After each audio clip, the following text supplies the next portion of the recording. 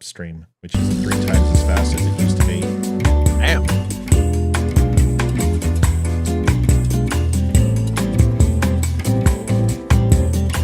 And I heard that Facebook kicks us back a little bit if we do that. And it's slow on the upload. So now that it's fast, we should have hopefully even a better chance.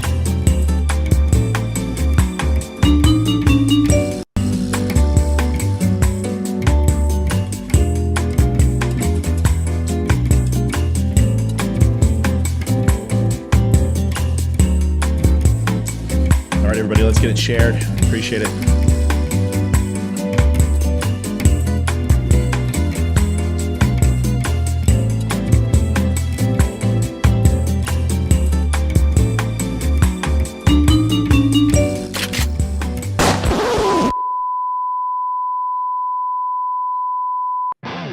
Do you want the truth? Are you tired of being so confused?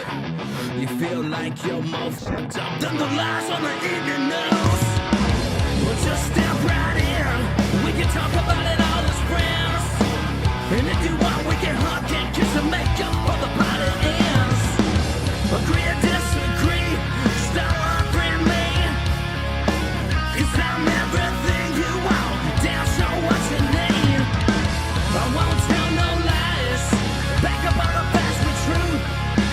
And if you can't get down with that, you must be somebody's stuff.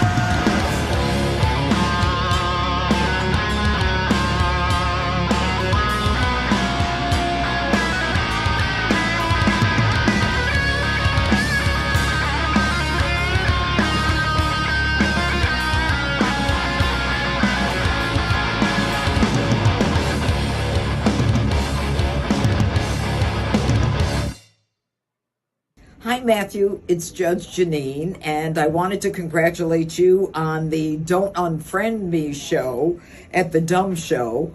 I was thinking about that whole thing the other day when I thought it was right after Donald Trump was elected that everybody on the left started unfriending anyone on the right. So I'm glad you're calling them out. You've got a great name for the show. And I hope that you're true to the values, conservative values, Republican values, and that you call those people out. I think it's great. And I know you've got 135,000 followers. I hope you get a lot more. And just keep the faith. Keep fighting. I think we may get America back. But in the meantime, we've got a steep hill to climb. And you're one of the fighters, one of the patriots. So thank you for what you're doing. Welcome to the Don't Unfriend Me show. Matthew Spears in the house, along with Leroy and Amy. Yes, we've got some new digs, so to speak. The show has went through a complete overhaul. We have I've made it a lot easier and a lot better in the sense that all of our soundboards are all programmed in. Everything's in folders. It's I mean, if you could just see the level of organization in this puppy right now. I got to say, it's pretty impressive. A couple of new features. First of all, we're going to be streaming in 4K shortly. First time ever in 4K. So if you have a 4K TV, we should be able to do that here in the next day or two. The new XB8 Comcast modem is on its way. We're now streaming. We have basically 2 gigabyte upload speeds. Download speeds, and we're sitting at about 250 upload.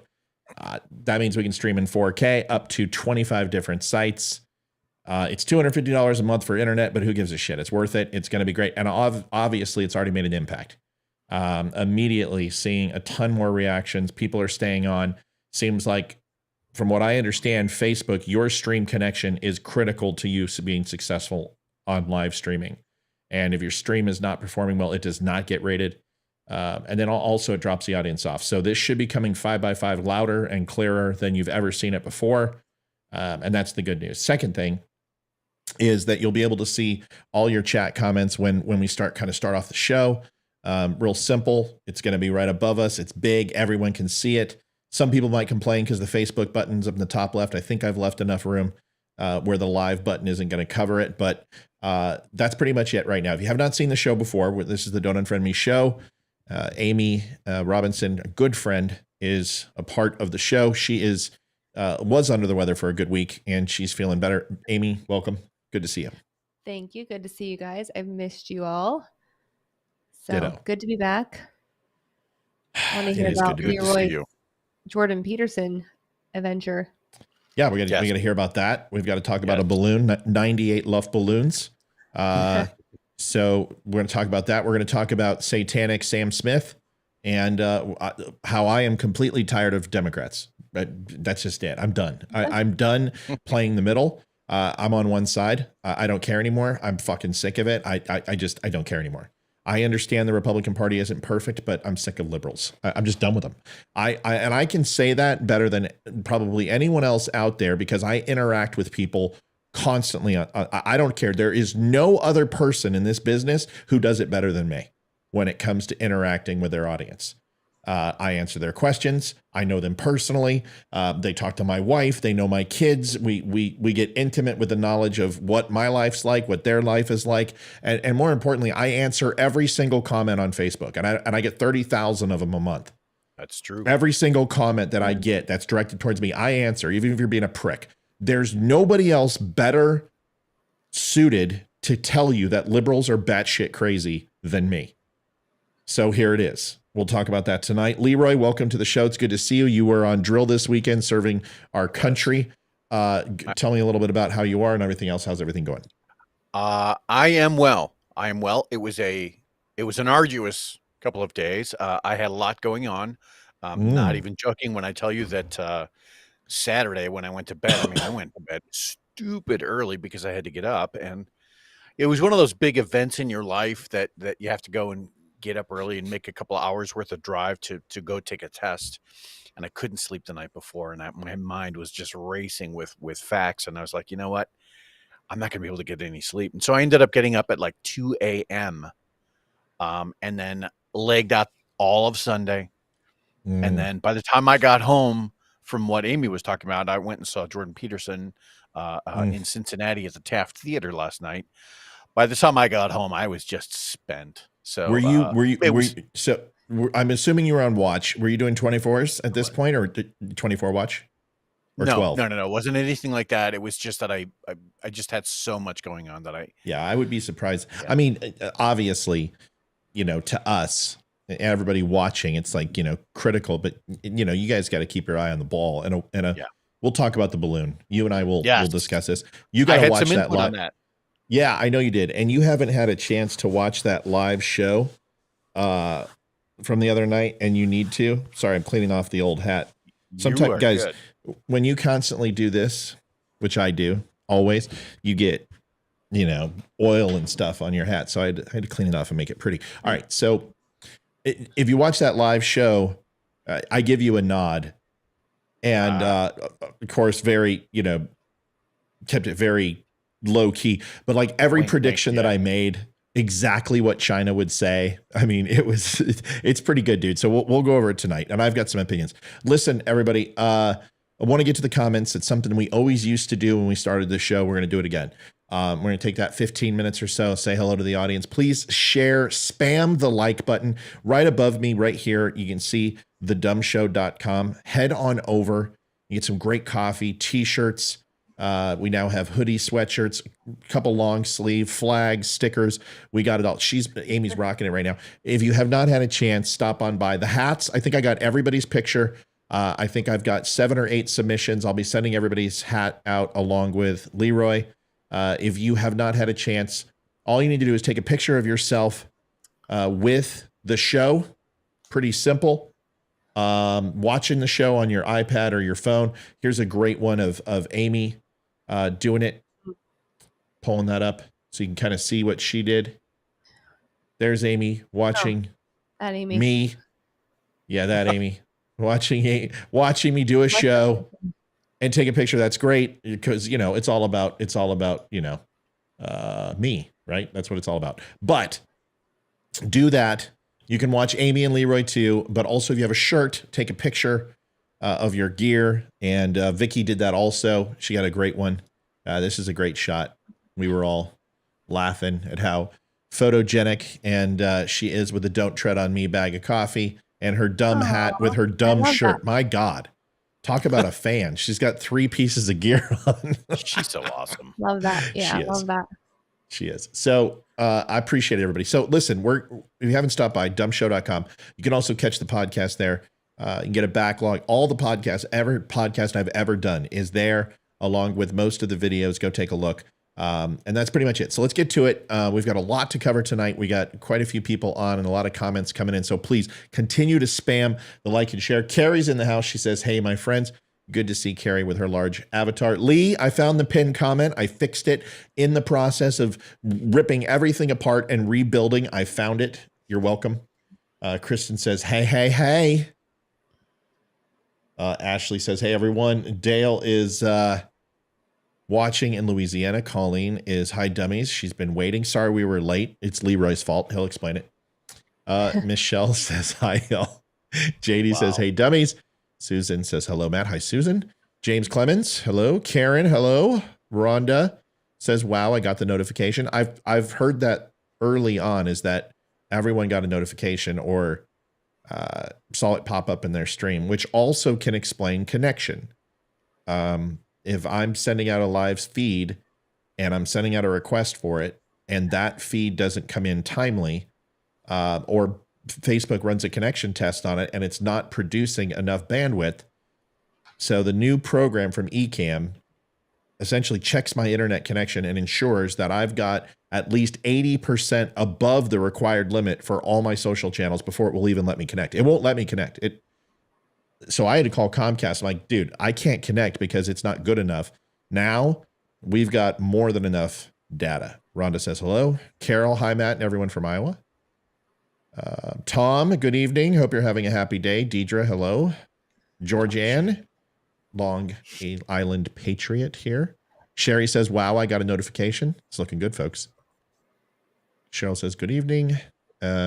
Chef Lady has a ballroom dancer. That's fine. Vicky, hello. Carrie, hello. Dorita says, hello, Matt, and everyone on here. Hope everyone had a great Monday. Jason, good to see you, buddy. Stop on by pfcflags.com if you haven't, if you want a cool wooden flag. Brenda, Alfonso, watching my dumbs, ready for the shit show of Brandon. It's going to be an interesting one. Alex, good to see you, buddy. Kristen says, look spiffy. Gene says, rock on. Tuner says hello. Cheryl says, Matt, Leroy, and beautiful Amy. I was going to say how beautiful Amy was tonight, and it's just every time I see her, she's stunning. As her snot is coming out of her nose. It's just stunning. Yeah. Are you okay, Amy? I'm great. I just have like all coming out. Yeah, pretty much. In church this morning, I'm fairly confident I had a booger in my nose and saw it after when I got in my car after talking to everybody. I was like, that booger in my nose the whole time. My kids were like, we don't know. Snot. Yeah. Oh, it's great.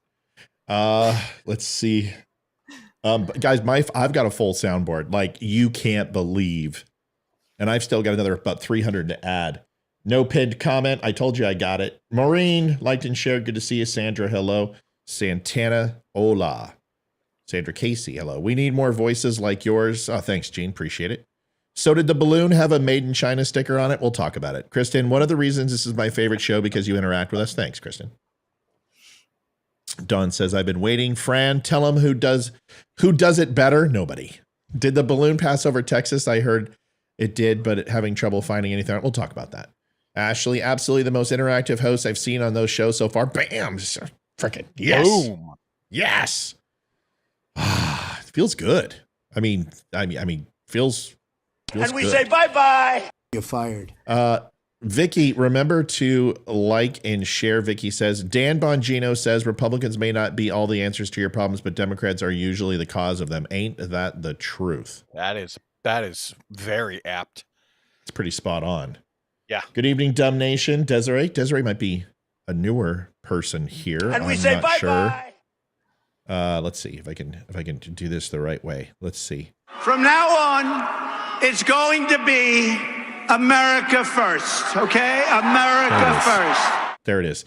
That we got a full soundboard. Elizabeth, Matthew Spears, 100% amazing. Oh, you guys are awesome. Tammy says Lee Houston, made in China, brought to you by Paid for Biden. Jordan Peterson is my freaking hero, and I have a feeling Leroy feels the same way. We're going to give him some time.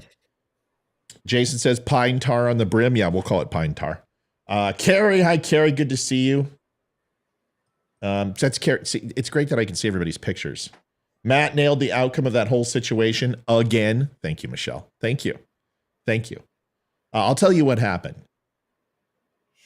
If Leroy will let me tell you, am I able to say the text you sent me? The text. Text. In a general reference of go ahead. Where Legends of the Fall was filmed. Look up north. Am I able to say that? Yeah. Okay. Yeah, all right. So Kristen says, looking forward to trying to sport my hat. Difficult with shorter hair. It's coming. Calling Matt. Can you see me now? It's calling. I can see you calling. I can see you. You guys are seeing what I'm seeing. See, I can't see replies, but this is what I see. This is one of the new features on Ecamm is I can bring chat in better than it's ever looked. I mean, it looks freaking good. Nobody's going to complain. And if you do, I hate your face. I hate your face. Ramon, welcome. Michelle, welcome. All right, I think we're getting down to the bottom. Donna, hello from Alabama, Sweet Home Alabama. Long time no see you all. Elizabeth Reeve, good to have you. Robbie, watching from San Antonio, I would assume. Welcome. Robbie. Bubba Ford, what's up, dummies? Good to see you, Bubba. Tuner. Stacy. Hey, I just got the notification 5 minutes ago saying we're live. Did I miss anything? Not much. Hey, Matt. Leroy Amy from Judy. April. Hello. Matt, would you be fine if I record you a video of my setup so you could guide me? No, here's what you're going to do. You and I, at the end of this show, are going to go on and we're going to have a conversation and I'm going to show you everything I have. You know what? Screw it. We're going to do it right now. Alex, get a pen. You know what? I owe you. And I'm not going to sit here and watch this. This is so cool. Watch this. I just put a window in here, right? Yeah. And then I'm like, okay, well, I just want to go ahead and just do that. That's dude, this cool. new feature is so, dude, this thing is a full studio. So we're doing it right now, buddy. All right, here it is. Alex, are you ready? Cool. That's slick. Yeah. You see this? See this light? This light is a 36-inch diffused parabolic light. I will send you the link. Write that down. This monitor is a widescreen, ultra widescreen, 32-inch HD monitor. That's awesome. I've got two speakers, studio speakers, which are amazing because frequency doesn't necessarily get picked up by this. So two speakers. This is the Rodecaster 2. And this is a full sound studio. I've got everything here, my buttons where I can go ahead and do this with my voice or do this. Well, my sound effects button. I can do this with my voice if I want to. Okay. Or I can do this with my voice. Or I can. Okay. This right here will put on my cutscenes. So if I want to go ahead and say, hey, my name is Matt, or hey, I want to go ahead and put on the Dumb Show logo. If I want to go ahead and put on PFC flags, all that type of stuff I can do right here. And I've got about 7,000 different bays I can use. I can keep just hitting to the left on here, and that's my Stream Deck. Apple, ultra thin keyboard, mouse, Magic Mouse, Essential Gun, That's my a hell of a toy setup. My toy collection. Okay, Mike, this is an RE20, and it's a special edition RE20 because it's all blacked out. They're not easy to find. Got a pop filter here, but this is an RE20. Now, the thing about the RE20 is that if you're going to push it through this, you don't need what's known as a cloud lifter to boost this signal. I've got an Elgato retractable arm, which allows me to store and move this away whenever I am doing work, so I can do that. I've got a 27-inch M1 Mac, state-of-the-art, 2 terabyte drive, dual core, badass, M1. Okay, so that's the Mac. What else? Oh, That's the bomb diggity is what that is. I've got a light that sits overhead there. Okay, behind me, I've got a key light right there, which is flashing on there. I've got a light behind the whiskey. I've got a light right here, which candle flickers. So it looks like I've got a candle going right here. And then I've got another key light over there. Okay. And then the cameras. This is a Lumix G5. It's about, I don't know. The lens is worth more than the camera, but it's full digital. And that's what you're seeing on my up close shot. My side shot is right here, which is on a floating arm. And this also is on a 1.2 lens, and it's a Lumix, and I think it's a G600. Either way, cameras are probably, I guess I would say, probably around $3,500 all in. Damn. And that is my setup. So this is what I will do. I promise you this. I will send you a list, and now that I've done that, you can kind of take some notes and do a little research on your own. And then you also got to understand the software, right? So all the software that comes with this to make this happen also is a cost. Okay, there's the breakdown of the system. I hope you're happy. I hope you enjoyed it. I hope that gives you a little bit of a tour. Amy got her hair done. I didn't get notification, but dialed in. Amy can pull off the snot face quite well. Good job, Amy. Thanks. I packaged two. You do have talent. Shane, welcome. Blondie, welcome. Alex. Yeah, Alex, I totally would help. He's been asking me for 3 months. It just gets overwhelming. But that gives you a high level, and now I can go to Amazon and just copy it for you and show you what everything is. Here's my recommendation. Get a webcam and get a mic and get yourself a Shure lower end mic. In fact, I've got some stuff. If you pay for shipping and handling, I'll send it to you. But get yourself something basic and start out and then go from there. Connection problems. I'd love to do a show after Biden. Legends of the Fall, my favorite movie. April, hello. Brad Pitt and Anthony Hopkins. Yeah, it's a good movie. Over 300 or 3,500 people died so far in Turkey. We'll talk about that. I love this show, April says. New Orleans. Earthquake, right? Yes. Yeah, bad. Oh my God, how fancy. I'm looking for a new gaming PC and a nice curved monitor. Your setup is nice. Thanks, Ashley. New viewer here. Not sure what your show is about, but I'll hang. But Marilyn, it's a lot about politics, but we've got some viewers here we're trying to help out. Parabolic light is really important because it's softbox, so it doesn't wash you out. And this thing's amazing. You can do things with it that I can't even begin to describe. What's going on, Ingrid? You can do a lot with a softbox. Mm-hmm. That's right. It just changes everything. I got the iMac 27-inch 2024 terabyte. That's good. That'll work for you. Nice toys, bro. High Domination. I'm a photographer and did some of the math. Yikes, no kidding. Yeah, it's $30,000 worth of equipment. Now this whole set, the whole rig, if you include the office and everything, it's about 30 grand now. It constantly keeps adding up, but it is what it is. You know, you're going to do it right. Great show. All right, we got everybody on. All right, well, so that's cool. Good to see everybody. Thank you, everybody, for. We won't always have the chat up. You get to see the chat up when we start the show, and then you're going to have to go ahead and do it business as usual, if that's okay, like you always do, which is looking at your Facebook. But unfortunately, I can't keep it up the whole time because of obvious reasons. But we'll move on to the rest of it with some video and other things. And I guess that's kind of our first thing, is starting off with some video. Did you guys have a chance to see this Sam Smith video? Yeah, from the I didn't watch Grammys? the whole thing, but I saw parts of it. Dude, I have not But it watched was- the whole thing, but I did see that it became trending, right? So it's all over Twitter. It's all over Facebook. People are talking about it. And the people from the far left are saying that the people from the right are freaking out. And whatever.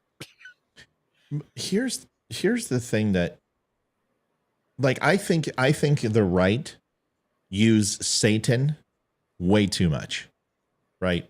Like, I think people use it just way too much. Oh, it's Satan, Satan, Joe Biden's satanic, and and just, I think they use it too loosely. This stuff, Well, this it's certainly invoking certain imagery. if it's a problem to pray in school, if it's a problem to say that Christ is on a coffee cup, if it's a problem to kneel for God but not kneel for a cause that's completely a lie, why is it okay to do this? Why doesn't the left get morally outraged over stuff like this, but get morally outraged over things that are trying to increase quality of life for people and to get answers for things? I would love to get your guys' thoughts. Go ahead. I know. Well, and I thought that might have been borderline rhetorical, but I think the idea is that the left, and I mean from the moderate left, traveling left. So the people that are on the outer edges of moderate left, all the way out to the far left type crowd, I think that the moral compass that they would refer to when judging events like this and saying whether or not religion belongs in school, or to what age do we start teaching sex education to kids, when do we expose them to the idea of trans people and this type of thing. That moral compass it's a little bent, right? It's a little warped, because there'll always be certain people that say, oh no, this is perfectly acceptable.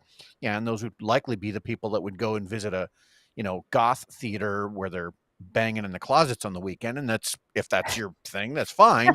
What I'm saying is that doesn't necessarily need to be, on prime TV.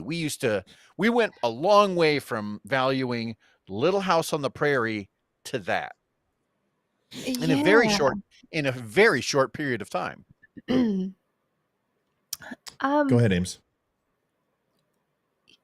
Look, I don't watch any of the award shows, so I don't know. I'm not into that part of our culture here, but so maybe I'm wrong about this, but was the Britney Spears Madonna kiss on the Grammys, or was that like another award? It was on an I award believe it was show, on the right? Grammys as well. Yes. Yeah, that's right. It And was. that was Thought it like might a have been Super Bowl. huge controversy. And back then you had the two sides too, of the people saying, this is inappropriate. Even the Super Bowl with what's her name? And that guy, where her The nipple boobs came slip, out. Justin Timberlake and Yes. Janet Jackson. I've never Thank seen you. it, only 700,000 times The on wardrobe Rewind. malfunction. Yeah. The wardrobe, Yeah. the nipple malfunction. Yes. Right, but she had a pasty on, right? Like, come on. So, there's always going to be people who want to push the limits and the boundaries, because and here's why I think this is acceptable, and this is my opinion, but this guy, Sam Smith, and I don't know the other person's name, I forget, but the other singer in this song, they're both on the spectrum of like gender ishness, right? Fluidity. The gender, whatever. Gender fluidity. One's a trans person. I don't know which way they go. And then the other one he's been like changing his identity every few years now, correct? From what I've heard.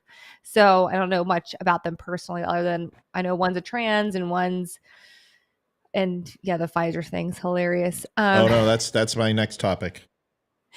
So I think there's always going to be the pushing of the limits. And I think the trans thing is such a hot topic right now in our culture. I think it's being promoted as this amazing thing, and the left really wants to push this agenda. So I think this was the perfect way to show their colors, and they didn't even realize it.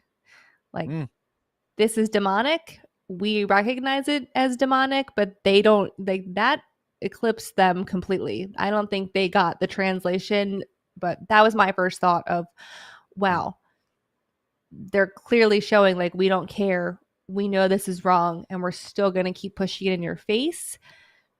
But that's, again, my opinion completely. Can I ask Amy a question? Yeah, go ahead. Do you think that that this kind of traveling to the left kind of thing, and what I mean by that is like just what you were talking about, a few years ago, the Janet Jackson thing where they ripped off, the clothing over her boob, whatever it is, Mm-hmm. As these events have gained exposure, I wonder if like there isn't the next artist that is contemplating like, all right, well that was cool. Now what can I get away with? Like, I wonder if that's like an actual question that is pitched to networks and to executives to say, all right, well that was cool, but what can we do next? You know what I mean? I'm 100% on board with that. Yes, it's like, well, what's everyone talking about today? This. We're still talking about the balloon, but this has been the number one topic on every news media outlet there is. Like, everyone's talking about this. I haven't seen any positive things about it personally, but I have also been super, super busy today, so I haven't had time to look at the other side that I usually watch. But I don't know. I think it's all terrible TV, so I personally am like, I don't watch it because it's awful anyway. I have no interest in it, to be perfectly honest. But I know people love it, so I'm not knocking you for watching it, but I just think it's awful TV. I would rather do anything else. It's really nice to hear you guys take the lead on something and kind of sit back and listen, because here's my take. And this is covered under freedom of speech. I don't like it.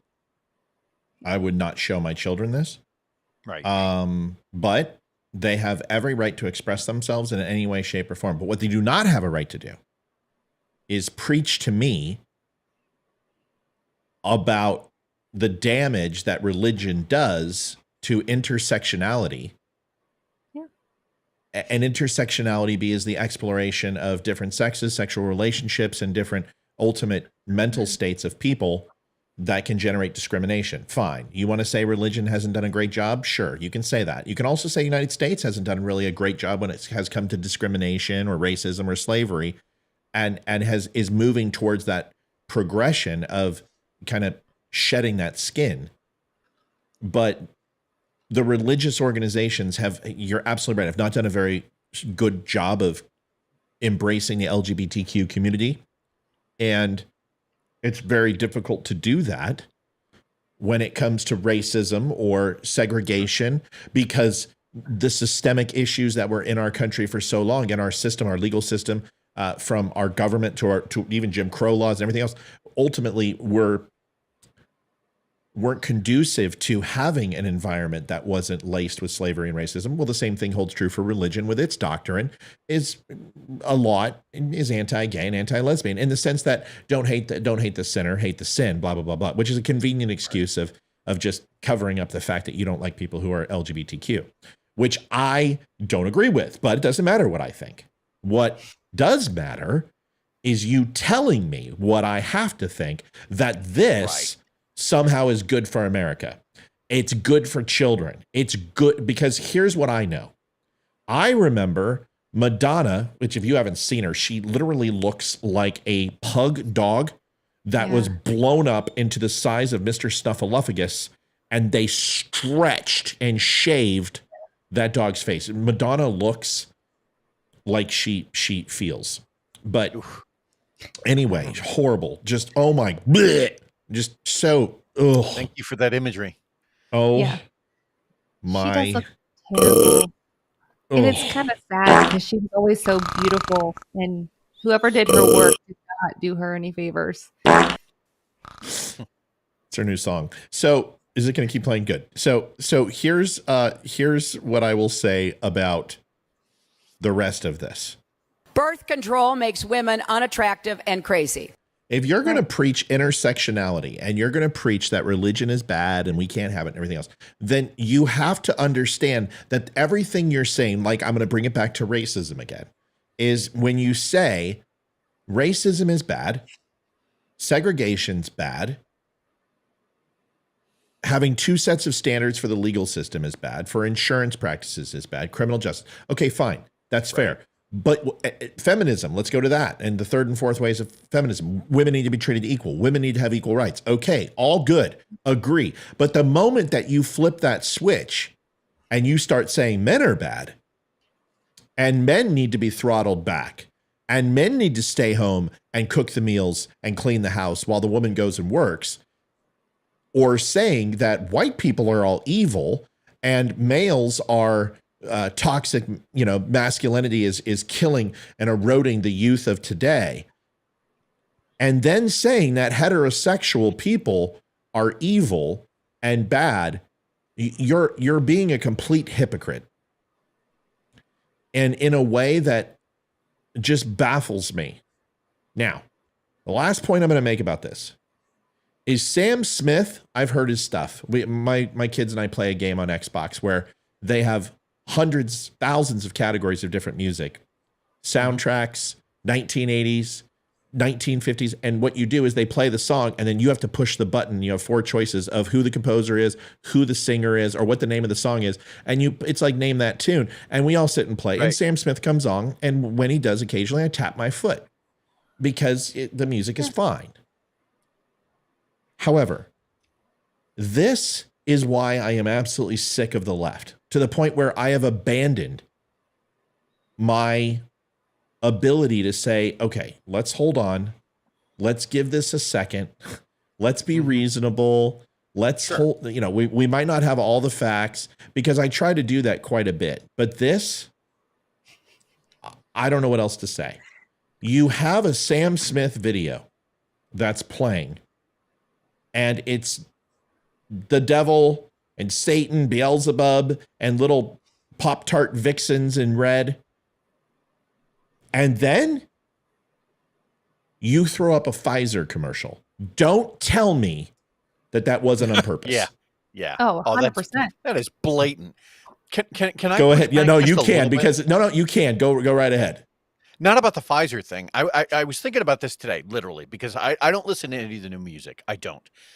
There's not a lot of it that grabs me. I tend to gravitate towards more classical stuff occasionally, or classic rock, things of that nature. And I was thinking about it today, and I'm scrolling through my Apple Music list, and I land on David Lee Roth. Cool, right? And I thought about it, and I was like, man, do you remember that? I was probably 17, 18 when that song came out, Yankee Rose.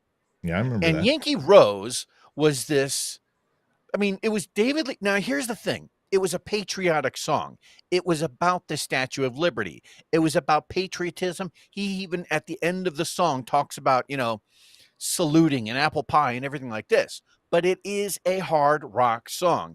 And most of the way through the music video, the dude is jumping around with assless chaps. And so I'm thinking about it, and I'm like, you know what? The imagery I get. I'm wondering if somewhere between David Lee Roth, Yankee Rose, and seeing Sam Smith with the Satan thing going on, if somewhere I got old. And I don't know. Yeah. I don't know what the answer is. I do, because I want Amy to go after this too, but I've thought about this. Now, I want to be clear. I saw Madonna, Like a Prayer, on the Super Bowl, make out with a black man on an altar, and it was probably the most sacrilegious thing you could come back with it. Not because I didn't care. I probably got wood. I was a young kid. I was like, holy crap, dude, go further. Where's the X-rated version? But to back then, it was insanity. And honestly, if you watched Like a Prayer from start to finish, and even the unedited version, although extremely controversial, was exceptionally well done. And so is the song. The song's amazing. I happen to enjoy Madonna's stuff. She's like Katy Perry. She can't sing worth shit, but she's an amazing entertainer when she isn't completely being nuts. I think that's fair to say about both of them. I'm not a Madonna fan, but how can you not tap your foot to Lucky Star, right? How can you not listen to Papa Don't Preach and realize how incredibly controversial that was and what that did during that time? So she didn't do it for shock value. She rolled around on the floor and sang Like a Virgin so she could go ahead in front of the Vatican in order to get more videos made. But after that, Madonna just kind of said, I'm going to go ahead and be an activist and tell you what I think through my music. And if you don't like it, you can just turn it off. And although frustrating and annoying, you could at least appreciate that she did it for a belief and a method. What is Sam Smith trying to convey? What is he trying to say? Elvis thrust his hips because it was bringing black jazz and black blues to the white world. Great, we got it. The Beatles were haircut and clean clothes and went around Abbey Road and sang about love and tenderness. And then when they made it big, they let their hair grow out. They really became hippies and they started challenging, talking about drugs, talking about the draft. There's a reason why. And if you look at Francis Ford Coppola, if you look at Stone, whoever the guy, whatever, Oliver Stone. If you look at some of the greatest directors, if you look at Zabikoff and you look at other authors who, Isaac Asimov, who push things to a limit, Orwell, you're going to see that these people had a point for what they did. Even Animal Farm, which was extremely controversial, comparing people to animals and came off as communist propaganda when it came out, which is the furthest thing from the truth. These people made a point. What is this jerk trying to say is what baffles me. And I know that's a long way around the barn. Amy, go ahead. Oh, I think it has everything to do with the trans agenda, and not just the trans agenda, but that whole, I don't even know what it's called. You get to choose whatever ideology. Yes, whatever you want to be, whether it's a person or an animal, or you can be a girl who identifies as a man, who identifies as a cat. I don't know. It's so bizarre. Right. I don't understand it. But to jump back for a second, yes, Leroy, you and I are both old. I remember thinking my father, his music, which he forced me to listen to, and I learned to appreciate it. I love everything from the 40s, 50s, 60s, 70s, 80s, and 90s, and some early 2000s. But I'm like you, we don't listen to anything from today's music. I'm like, this is garbage. But my dad will say the same thing about like Green Day growing up. He's like, this is garbage. And I, like he listened to 70s rock. That was it. And so we're just old. But yes, no, I think the whole agenda is what's being pushed so much right now. I don't think we're Can I ask a question? No, not yet, because I want to come back to it. I want to come back to the old thing. You already asked a great question, so we're not done talking about it. Am I old? No, I completely disagree. Not when you're singing about Ball Cienega, which sexually creates ads to exploit children, okay? And has done some pretty lewd things. And ultimately apologized for putting sexual sadomasochistic toys and garb. What is it? Did I say Ball Cienega? Yeah. And I oh my God. I just did Lost Cienega from Los Angeles and put it together because that song was literally on my playlist, the one with, I think it's Pink and the country star, Lost Cienega Boulevard. You were talking about salad dressing. Yeah. Oh my God. I'm such an idiot. What is it again? Ball Cienega? What is it? Balenciaga. Fuck, whatever. That's why I'm a white boy. So, hey, I've done it once or twice. But when you literally have sexual sadomasochistic toys and gag balls with children, then you see this. And then the whole thing, which really just blows me away. Anybody that thinks I watch mainstream media obviously just figured it out when I can't even pronounce Ball Cienega or Balenciaga.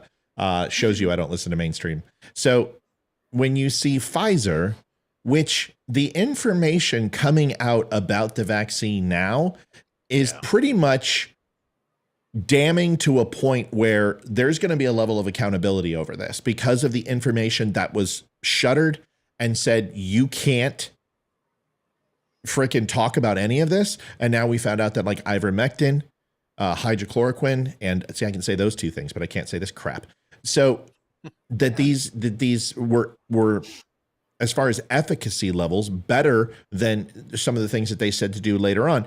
And you have Pfizer, which people think is a horrible, horrible thing, in a lake of fire. Yeah. Surrounded by fire and hell spawn. Sure. And the messaging is, how is this not on purpose? So you're taking this trans movement that people are concerned are impacting kids. Then you tie it together with Balenciaga, and that has promoted images that are inappropriate. And then you go ahead and put Pfizer in a lake of fire. And what you're doing is you're saying, fuck you, pardon my French, to people who have a lot of issue with this stuff and telling them, you're right. All the things you're worried about that you're complaining about, we know it, and we're going to go ahead and put it all together for you in a nice little boat. You're telling me that a producer didn't put all this together and tie all this in a giant big bow as an FU to the Christian community, to the conservative community, and people who generally think that the school systems and this culture in this country today are harming our children. Leroy, go ahead. You know, I remember a day and age in not only hard rock or metal, but also rap, where we did talk about, or where certain imagery was kind of idolized. And what I mean by that is, you know, it wasn't that long ago, people would talk about, hey, oh my God, do you remember when Meatloaf bit or not Meatloaf, Ozzy Osbourne? That's bit the head off okay. of I a bat. did the same thing with Ball Cienega. And there's always, it's just seems like any of the fringe, any of the up and coming artists, like they always have to push the edge. I mean, now remember Dee Snider when Twisted Sister came out, and all the fingers got pointed at him, you know, and he had to go in front of Congress at one point. He had to testify, and so I wonder if this kind of thing hasn't been seen before, just in a different way through other types of music. And now we're looking at it just because it's Sam Smith. Now that's my first point. And so in a way I am defending Sam Smith here, although if anything, I would say maybe that should have been done in a video, but again, if you're doing it for ratings, I get it. Can you tell me? But then you can't leave that. You're jumping topics. You can't make a giant topic like that. Write your shit down so we can discuss, because there's no way we're going to be able to stay on track if we can't address after you said it. Can you hold on to your point number 2 and address number 1? Well, I was going to separate because address something that you had said about the Pfizer thing, because can't we just hold on that? Problem. Yeah. Okay. So please tell me how Ozzy Osbourne biting the head off of a bat was satanic. But people accused him of that. Absolutely. But why was it satanic? Because it's a bat. I don't know. Why did he do it? They said it was alive, first of all, but I don't know. I heard it was thrown on stage dead already. Somebody brought it in their pocket or something. I don't know the full story, but I don't know. I mean, I think a lot of the old school rock and roll did make hellish references or demonic references or... I mean, they for a while during the 60s, they said that if you played the controversy back with the Beatles, was that if you played the record backwards, it was satanic. Johnny was the devil. Johnny was the devil. Right. But there's something which is almost parody, or it's mimicry, which is leaving the illusion of imagination to walk you down a path of, is Dio truly satanic? Ronnie James Dio. Are they? And the answer is no. He was an ardent Christian. But is Gene Simmons, although a dipshit, is he really the demon? A lot of that's theater and acting. I understand. Absolutely. My point is... Absolutely.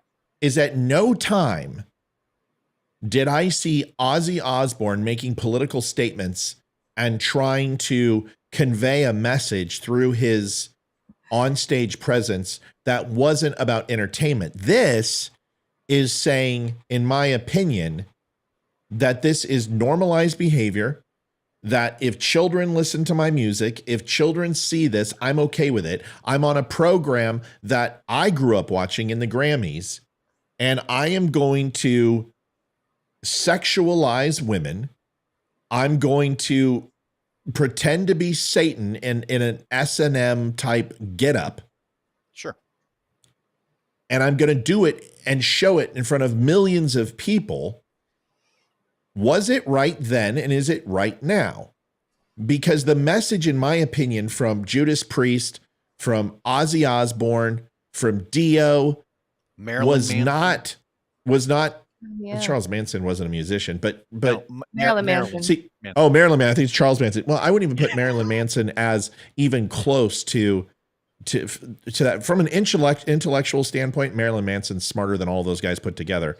Yeah. But Marilyn Manson was a lot like Sam Smith, but was speaking out against child pornography and sexualization of children, and adamantly called out against it. This, to me, seems like Sam Smith and crew, although completely under freedom of speech, is trying to normalize the sexualization of kids. That is my problem with it. One of them is leading towards a path of what we accused all those other stars of doing when we were kids and our parents did, and this guy's actually doing it. Leroy, go ahead. I'd love to hear you address that, or Amy. That's the difference I see. I'm going to let Amy go first. Oh, mother. So I didn't watch. I saw like this much today that we're showing now. Were there kids involved in the performance at all? I have no idea.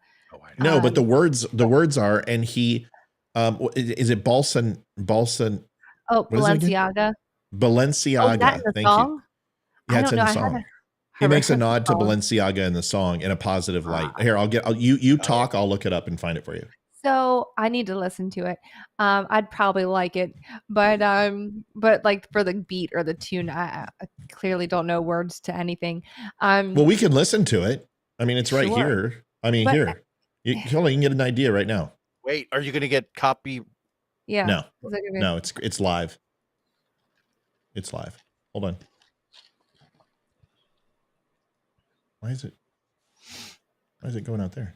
Keep talking. I'll get it. Of course, I have a huge issue with sexualizing our children.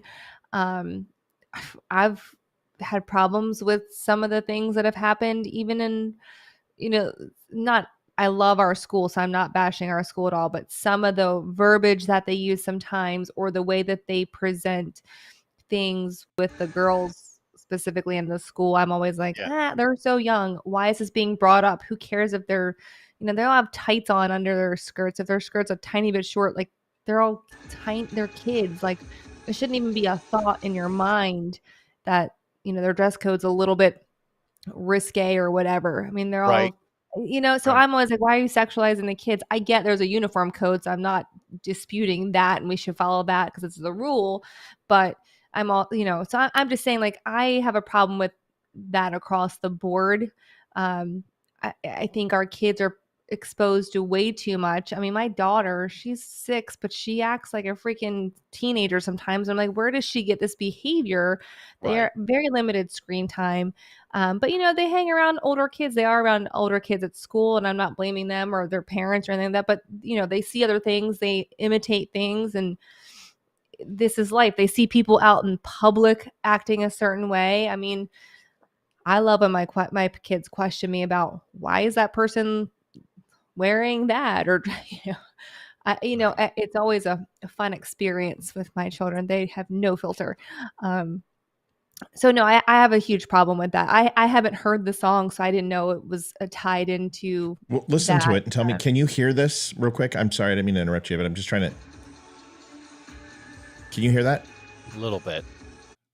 Okay, so I don't know what's going on. I can't get this thing to pump in. To talk about their performance, so a lot of people who are in, not everybody obviously, but a lot of people in the entertainment business, they are God deniers. They're anti-God almost. And I just wanted to point out that if you're acknowledging that Satan exists, then you also are acknowledging that God exists. So Right. joke's on you.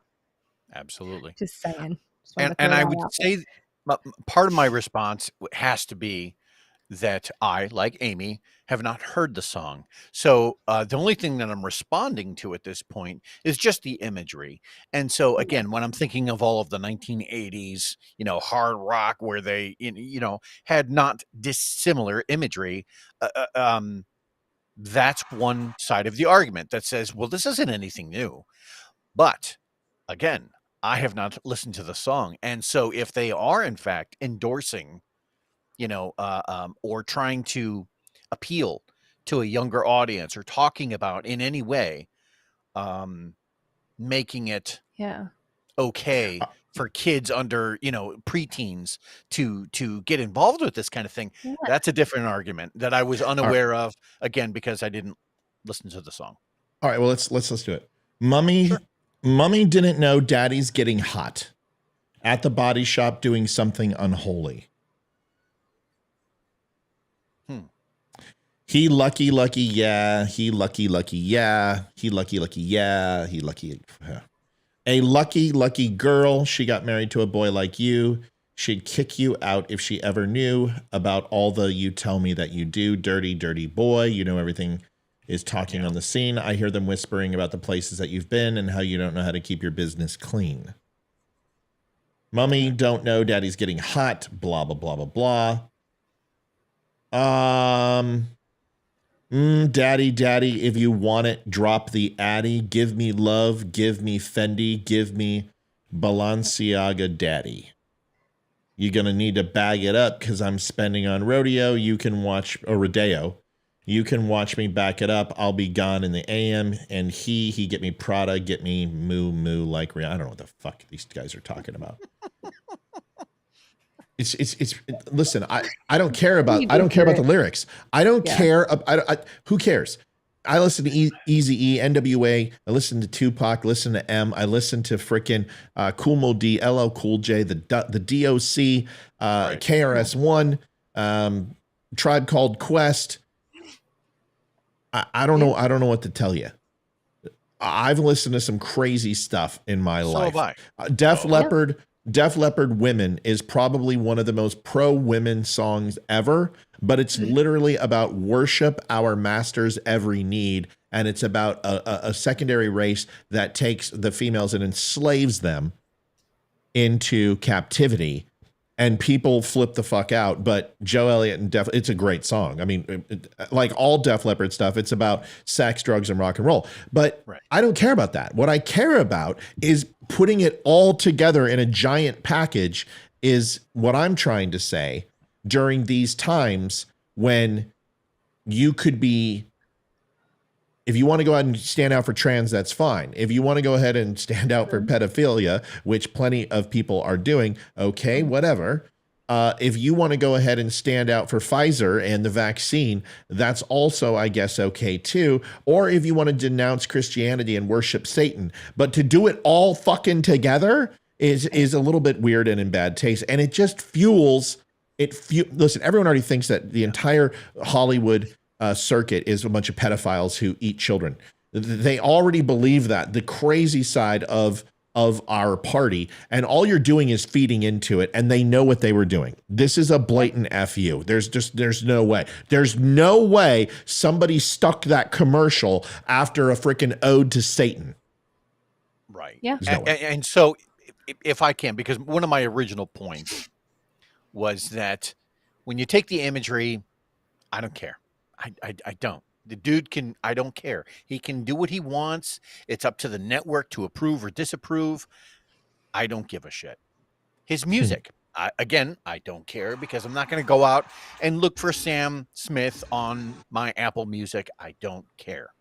Now, what Matt is talking about is, now one of the things that I keyed in on was that Pfizer ad at the end. That's where there's a problem. And I think the biggest problem is the fact that, what was the name? I don't know if you, wait, Amy, you watched that, What is a Woman special. What was the name of that? What was the name of that drug that they used to chemically castrate? Lupron. Yes, Lupron. If Pfizer is making Lupron, and this is something that kind of gets rolled into this, to Matt's There you point, go. into that messaging, that's a problem. Yeah. And I think Wow. that the combination of those two, that either the executives from Pfizer or the executives from the Grammys, when they got together and thought about this, I think that they didn't think the whole thing through, because that's one of those subtle little details. And it's not unlike, if anybody recalls Fight Club, where they were talking about Tyler Durden, and he likes to splice single frames of porn into family films, right? And it happens so fast that nobody catches it. They even say, a hummingbird couldn't catch him in Tyler the ad. Durden at work. Right. This is the same thing. That ad ran so fast that it was like, oh wait, did you catch that? Did it register? Because it registered, you just don't know it. That's the problem. And that's probably a stretch. Or Pfizer comes out with a secondary drug which does the same thing in 6 months. That's not the point. The point is the symmetry. Okay. Yeah. Gattaca. Go watch Gattaca. Gattaca has a green underlayer to the entire movie. The headlights are green. The filters on the 30 millimeter film and some of the longer 16M shots are all have a green tint. Matrix is the same way. Matrix has a little bit of a green edge to it. Whiplash did it in yellow. Right. Yeah. And black and white symmetry is done in a lot of movies too. And you see it. You saw it in Reservoir Dogs, which was a huge nod to black and white symmetry. COVID is most assuredly related to the color red. When you think of COVID, the color red comes to mind, because when you look at the microbe of COVID, it's a red color. Red is usually associated with evil. Red is usually associated with death. And it's a normal thing. When you do this and you do this whole COVID, like death ode to Satan and the fire and the demons taking over this. I mean, it's just the symmetry of this. Mm-hmm. Like if my child was watching it, which they would never watch the Grammys, I would never let them watch the Grammys. You would still ask the question, what the hell are we watching? What is this? Yeah. And what's the ever loving point? And if there is no point to it, then has music no longer become an art form, and has it become propaganda? That's a good question. Because there's no point to any of this. Then, I mean, can you discern anything from what the F that he was saying in that song? Those lyrics. It's just jibber jabber, man. I will say this. I don't understand a lot of the quote unquote modern art of today's time. I think a lot of it is kind of garbage, but I'm not an artsy person. Like, I don't get a lot of the older stuff either. I can appreciate, historical things, and I've been to the Louvre. I've been to amazing places. I've seen amazing art. I don't have the appreciation that other people have for it, but I do think modern art, including a lot of the music and whatever you want to call it or whatever, it's terrible. And I don't find it to be appealing, but I think it is partly because we're old. I do. I think my parents felt that way about this stuff when we were young, and just, I don't know. I don't know, because my children will listen to Dragon Force, and I'm okay with that. My children will play Black Sabbath on Rock Band, and I'm okay with them playing Dio. And my kids love Stranger Things, and we've played D&D together. My daughter will sing. Huh? I finished Stranger Things finally when I was sick. Oh, good. I had nothing else to do. Watch all 4 Let's seasons. talk about that in 2 seconds. But yeah. I don't know. My children have seen Kill Bill 1 and 2. I let them see things that are extremely, because there's a point to it. And there's a reason why I show them Kill Bill, because The music is incredible. The cinematography is unbelievable. It's a strong, powerful woman who gets revenge. It's a great story. Sure. It's outlaw Josie Wales on steroids. It's a fantastic film. Yeah. But there's some things in it that are questionable. My wife and I have seen Lucifer, which is actually Satan walking the earth, and they make him seem like a charming, debonair guy. And I'm fine with it. This, I'm not okay with it. There's something underlying that's it's like a scratch on the roof of your mouth that you can't stop tonguing because it's there, and it would just heal if you would stop. Very Fight Club, right? To nod to Fight Club. It's just that scratch that you can't stop tonguing, and there's something really wrong with this, and it doesn't feel like I'm old. That doesn't. Too many of these things are interconnected. Like when you look at Ukraine and you look at Biden and now you look at China and you look at why didn't we shoot it down? Why didn't we shoot it down? We're going to get into this, but there's so many things that are connected to this that you kind of got to stop and say, okay, you know what? The conspiracy theorists, they might be a little nuts, but damn it, they seem to be accurate. If you just wait 6 months, it's almost like there's this industry push when you start researching stuff like Michael Jackson or Corey Feldman and Corey Haim and what happened to them and Brendan Fraser, and that there is an underring of child sexualization and exploitation that they're trying to normalize. And it's fucking terrifying. And that's where I have a problem, is that I think, once again, you can't scream fire in a theater, not because you can't, because you can. There's repercussions. And you can sing about anything you want, but the underlying message is there will be accountability. When some singers were singing about suicide and kids did it, and they were held accountable because they have a platform, they have a pulpit, and it's dangerous to have children listen to some of this stuff. And I don't think that's a far cry to say that Grand Theft Auto and these other types of games where they kill prostitutes and guys just run over a hooker 17 times and continue to do it doesn't desensitize them. Because listen, I participated in porn as a young kid, as most young kids do, and then as a younger adult, and I understand the desensitization that took place with that. And if you constantly influence yourself with the extreme, the moderately extreme seem normal. And that's my point about this. It's like normalization of diddling children. It's fucked up. Totally agree. The de-evolution of a moral or of that line in the sand that just keeps moving around. Sure, I get that.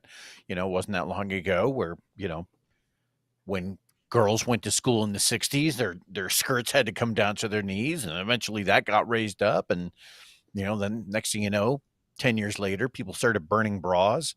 I get that there's a certain movement that's at play.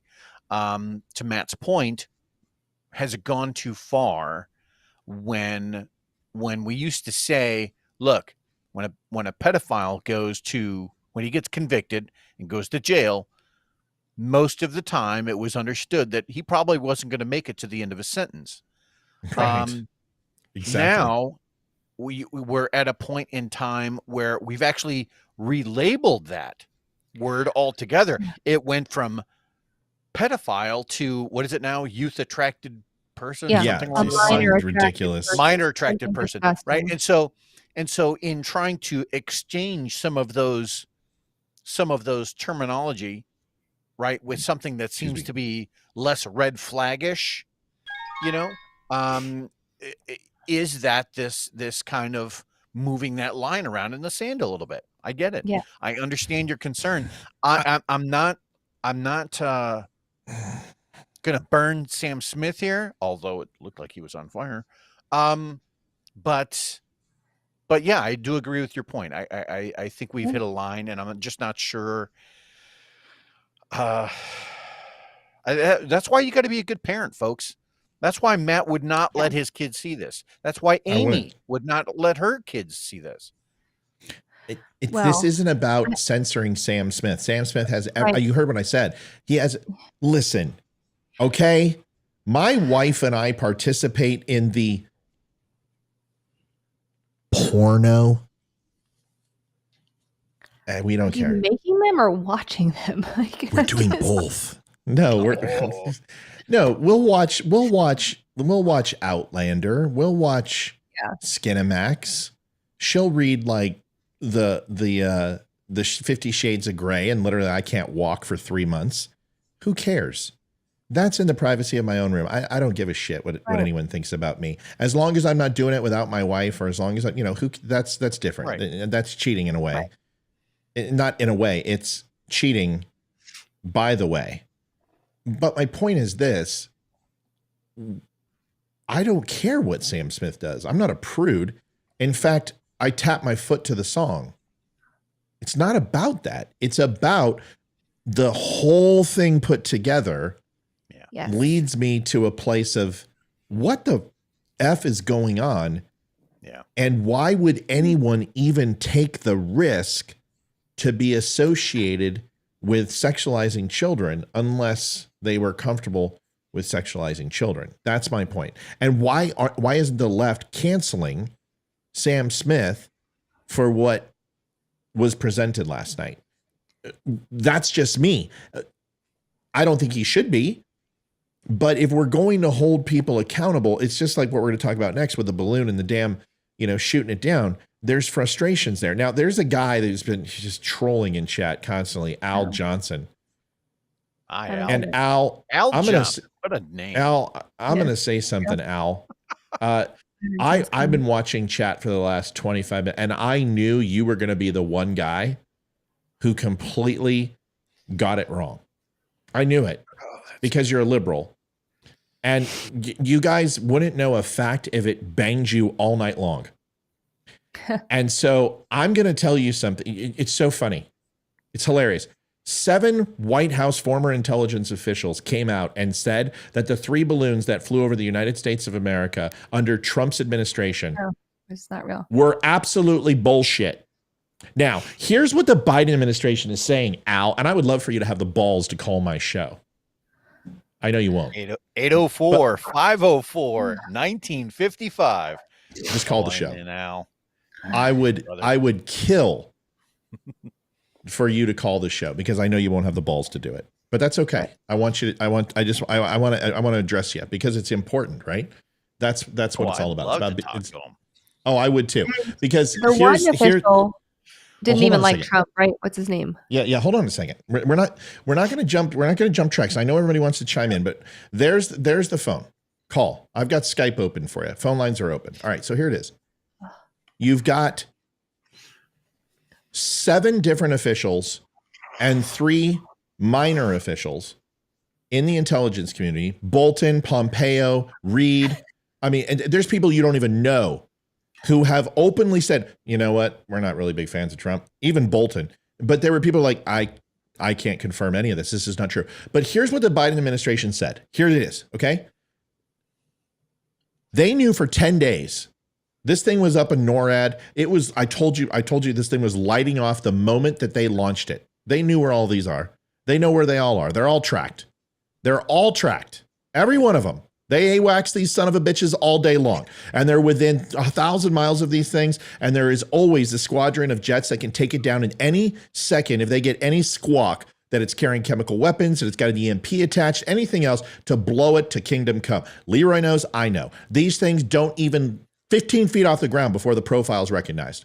Spy satellites will usually catch these things. If not some spy satellite, you're going to see a vessel. You're going to see watch stations. You're going to see something. And if not, after that, you're going to have American radar, which is going to light it up like a Christmas tree in SAC and NORAD. Okay? So stop sitting here and telling me that they didn't know the moment it left Chinese soil, because they did. Now, they said, the Biden administration, well, we knew for 10 days, but instead of addressing our inability to shoot these things down when it was over the Pacific, because we didn't want to piss off China and antagonize them in Taiwan, which is the answer. Yeah. They go ahead and say, well, we're just going to let it float, do its job, collect all the intel it possibly could, which really isn't that much, because all it is a flag to see what our reaction and what we're going to do when they encroach upon sovereign airspace, which hasn't been done since Pearl Harbor, minus a few Bear Foxtrots or a stray MiG. Then you have satellites, which are literally teeing off on the United States all day long from all sorts of hostile countries. So let's not sit here and pretend they don't have that intel. And finding out where the silos are along the front range, well, that information has been known literally since I was a sperm. So if you think that's what they're looking for, you're wrong, because those things have been completely mapped left and right, up, down, into center. Now, you're going to go ahead and say that 7 people, and half of them do. Remember, the intelligence community does not like Donald Trump, and they have every right to, because he called him out. I wonder why after this. The Biden administration comes in, they're getting slapped everywhere, from the left, from the right, up, down, and center, even from civilians who don't even watch this shit, saw it on the news and they're pissed off. And he says, and then they go ahead and call Fox and say, a senior Pentagon official says that 3 balloons encroached U.S. airspace in the first days of Donald Trump's presidency, but nobody knew about it then. They were never briefed on it then. But now we know that happened. How? How did you know that happened? How did you find out? What intel report? Where did it source from? Who buried it? Who didn't tell the president of the United States that a foreign fucking country was in our airspace? Please tell me who didn't do that so we can fire all of them and throw them in jail for the rest of their lives. Dude, Al, your problem is, and this is why I can't fucking stand liberals anymore, because you're too stupid to fucking source information and try to find things out. You're going to sit here and instead of holding Biden accountable, which you should be pissed, just like everyone else is, you want to blame Trump again for your bullshit. This has nothing to do with Donald Trump. And honestly, I don't want to sit here and defend Donald Trump. I think Donald Trump has made a massive amount of mistakes. But the one thing he would not do, and the thing you can guarantee, is that if any foreign country was in our airspace, he would have blown them out of the fucking sky and not asked anybody to do it. How do I know? Well, I wonder. Do you guys remember a little freaking Iranian general who decided to go to Saudi Arabia that he assassinated? Yeah. So you're going to tell me he's going to send a hellfire into a human being from Iran in a non-wartime situation without Senate oversight and without the gain of 8 checking it off, not briefing anybody? But he's not going to shoot down some fucking helium balloon sitting off the coast of Hawaii as it falls into the Pacific? Give me a fucking break. People like you are why we're divided, because you're too stupid to hold the person accountable who deserves to be held accountable, and you're blaming Trump because you hate him. You're fucking ridiculous. Sorry, Leroy, go ahead. Okay. White House fucking official. Come on. You don't think Al, the Biden administration made that up and put it out in the fucking news 5 minutes later? Please. Al, if you could call in, it's 804-504-1955. We'd love to talk to you.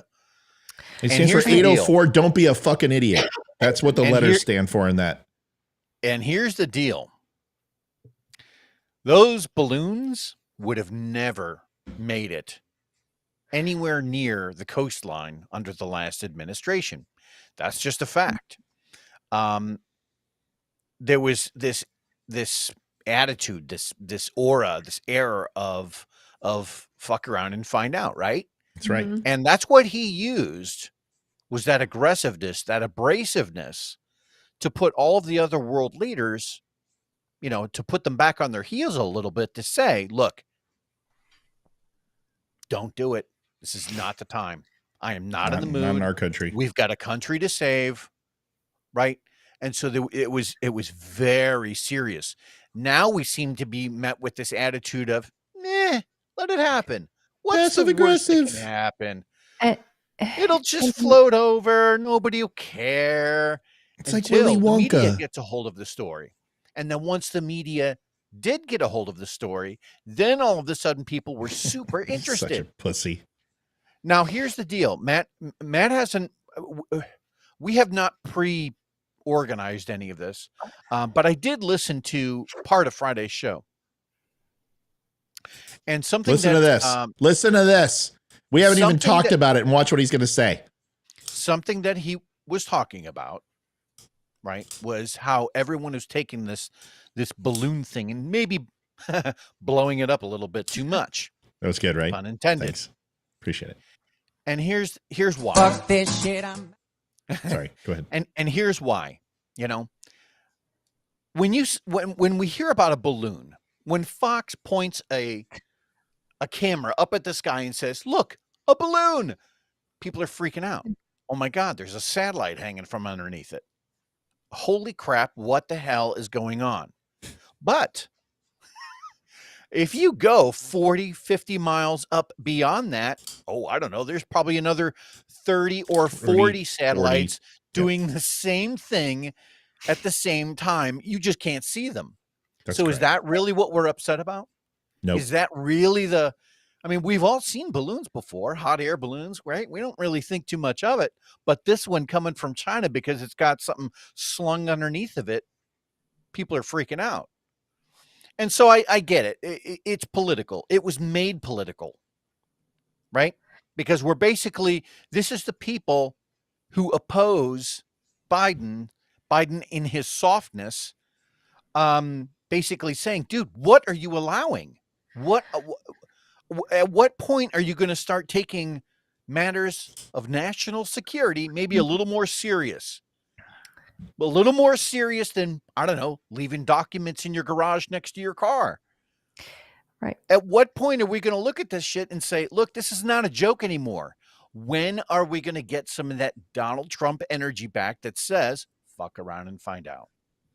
Right. Amy, go ahead. And then I'm going to see Al's Al, this is the intellectual that Al is. He says something to the effect of, I thought Rush scared me. You're damn right I scared you, because facts are scary for people who have none. Right? Everything you just said completely just quantifies and dignifies my points, and it just makes you look like a fool. That's how easy it is. That's why you won't come on. You're fired. You're fired. Go ahead. Yeah. Oh, real quick, one more thing. Get him out. Ready? Are you ready? Get him out of here.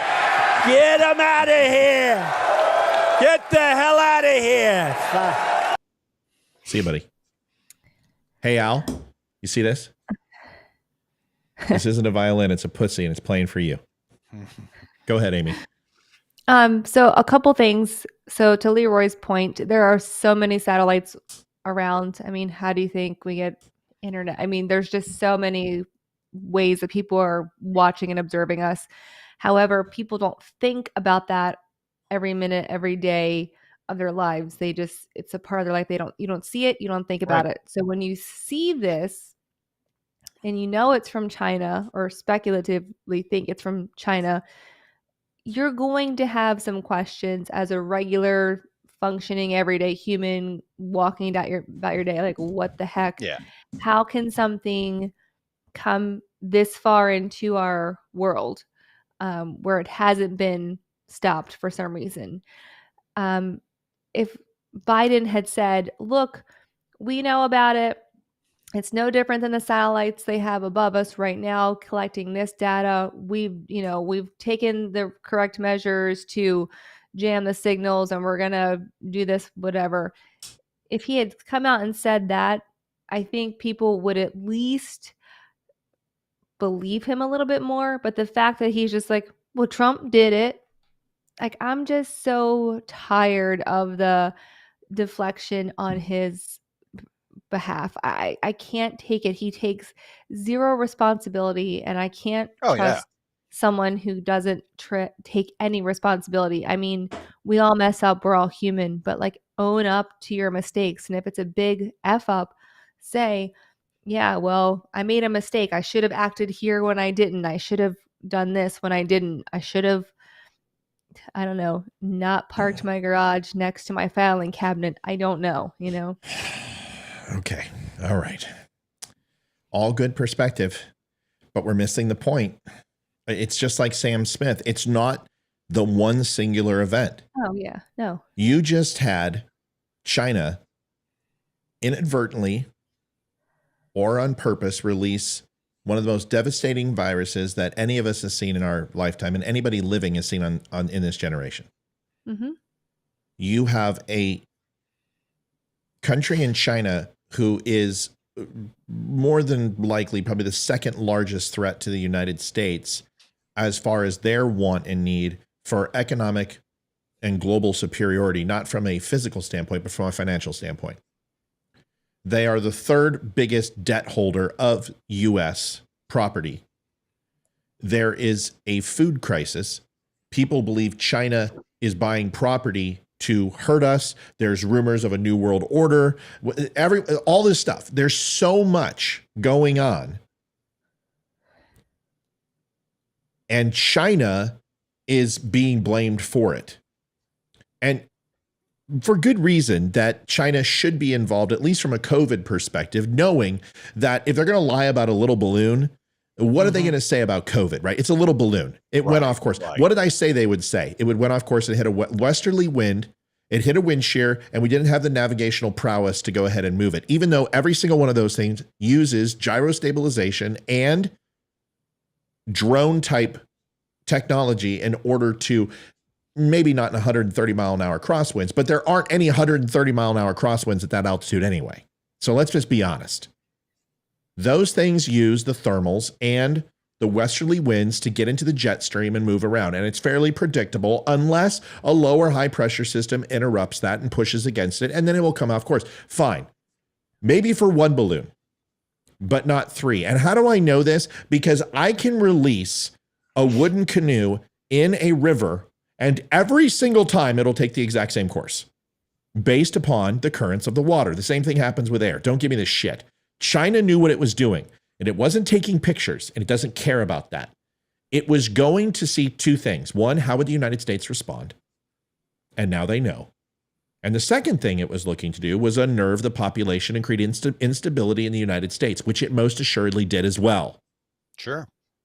Yeah. Russia, China are communists and Maoists, and they believe in disinformation and propaganda in order to create turmoil and uprising. And that is what they're doing. It's the same thing with the bioweapon labs in Ukraine that everyone bought into, and that there's a giant that the Nazis left Germany and went into Ukraine. There are Nazis in the Azov battalion. Yes, there are. Okay, we know this. But to assume that because Putin said this 15 years ago and the KGB and the Politburo wrote this, which ultimately stated that with Crimea, with Syria and other countries, that they would release this disinformation campaign to get American and other country European support, basing it off of Nazi regiments in their areas of where they wanted to conquer and expand, which you can bring it all the way back to the Bolsheviks and the Cossacks that did these type of things. This is what they're good at. So if you think that China didn't do this on purpose, you're insane. This wasn't about taking pictures because they already have all that information. This was about unnerving America and probing.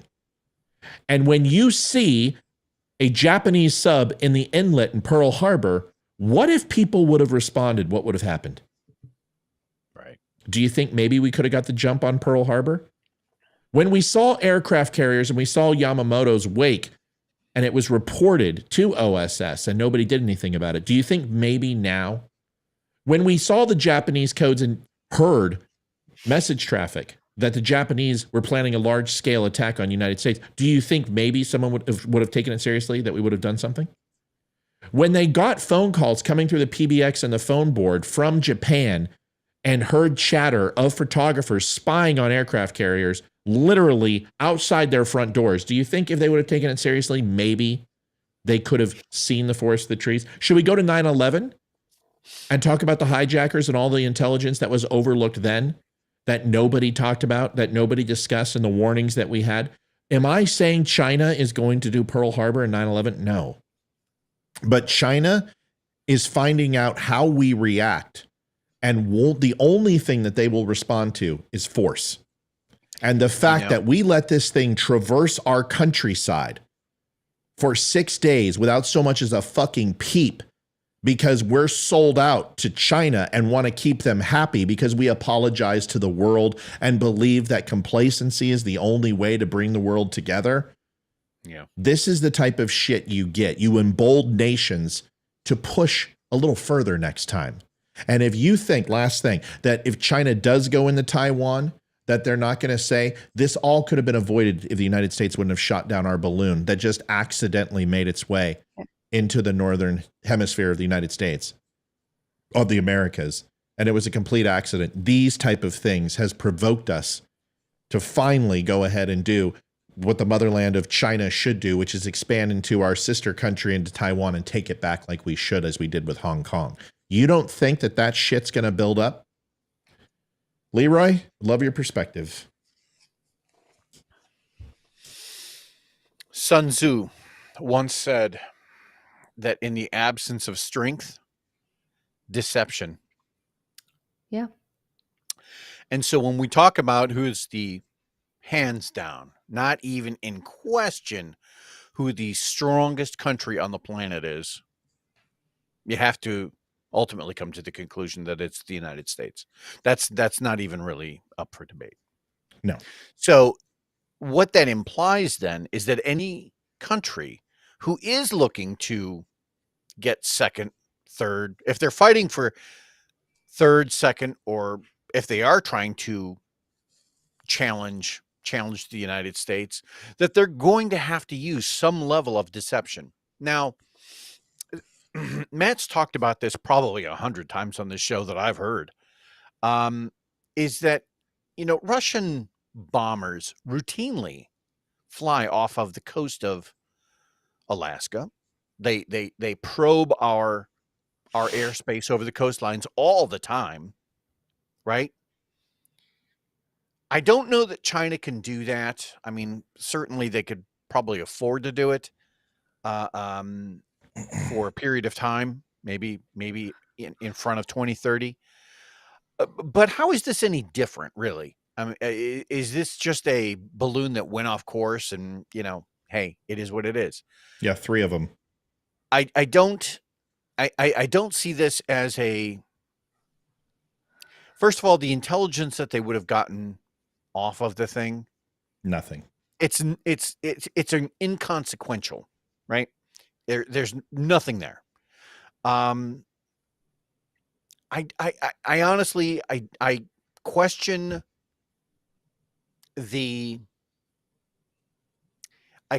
what would have come off of the thing in terms of SIGINT or in terms of ELINT or IMINT, right? Imagery, intelligence.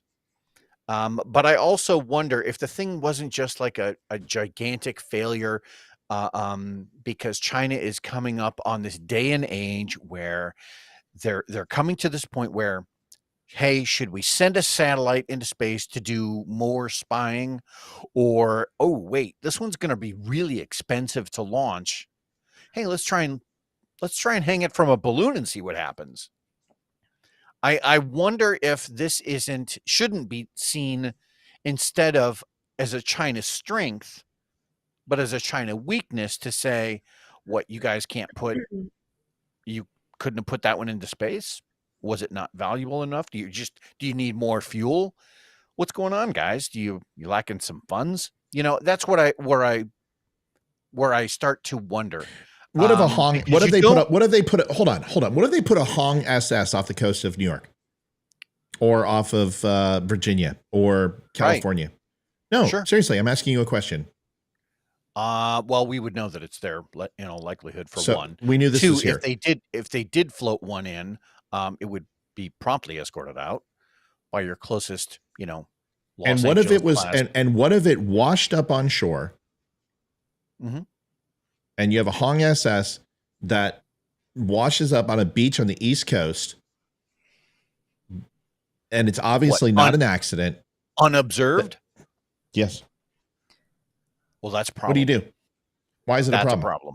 Why is it a problem? Because we didn't know that it was there. Because Right. that's the when you're looking at a chain link fence, right, and somebody sticks a fucking finger through it and you don't know it, that's a problem. That's a problem. Right. So we knew about this. You know that? I know that. We knew about this 100%. We also, I can't give away too many details. Come on. This. You don't need to give away details to know that you knew that we knew. We know that they know. We know this. Dude, Anything without an IFF transponder that's in the air is known immediately. You know this. This thing with the profile that it had, it did not get where it was, and it did not sail for that long without being recognized by the United States of America. You and I can agree on that without your intelligence capacity, correct? Yes. Okay. So you and I both know that because all we got to do is look up. And fishing vessels saw this thing. Everybody saw this thing. Because when you're on a boat, the only thing you can do is look up. So everyone and their mother knew that this thing was out there, okay? You allowed everyone who of importance who right. Everyone in the United States government knew, and even Joe Biden said that he said shoot it down. Now I want to read a comment because, if you just would have left the comment without "Dear Chicken Little," because see the problem is what you do is you undercut your entire argument by trying to embarrass me when all you do is embarrass yourself.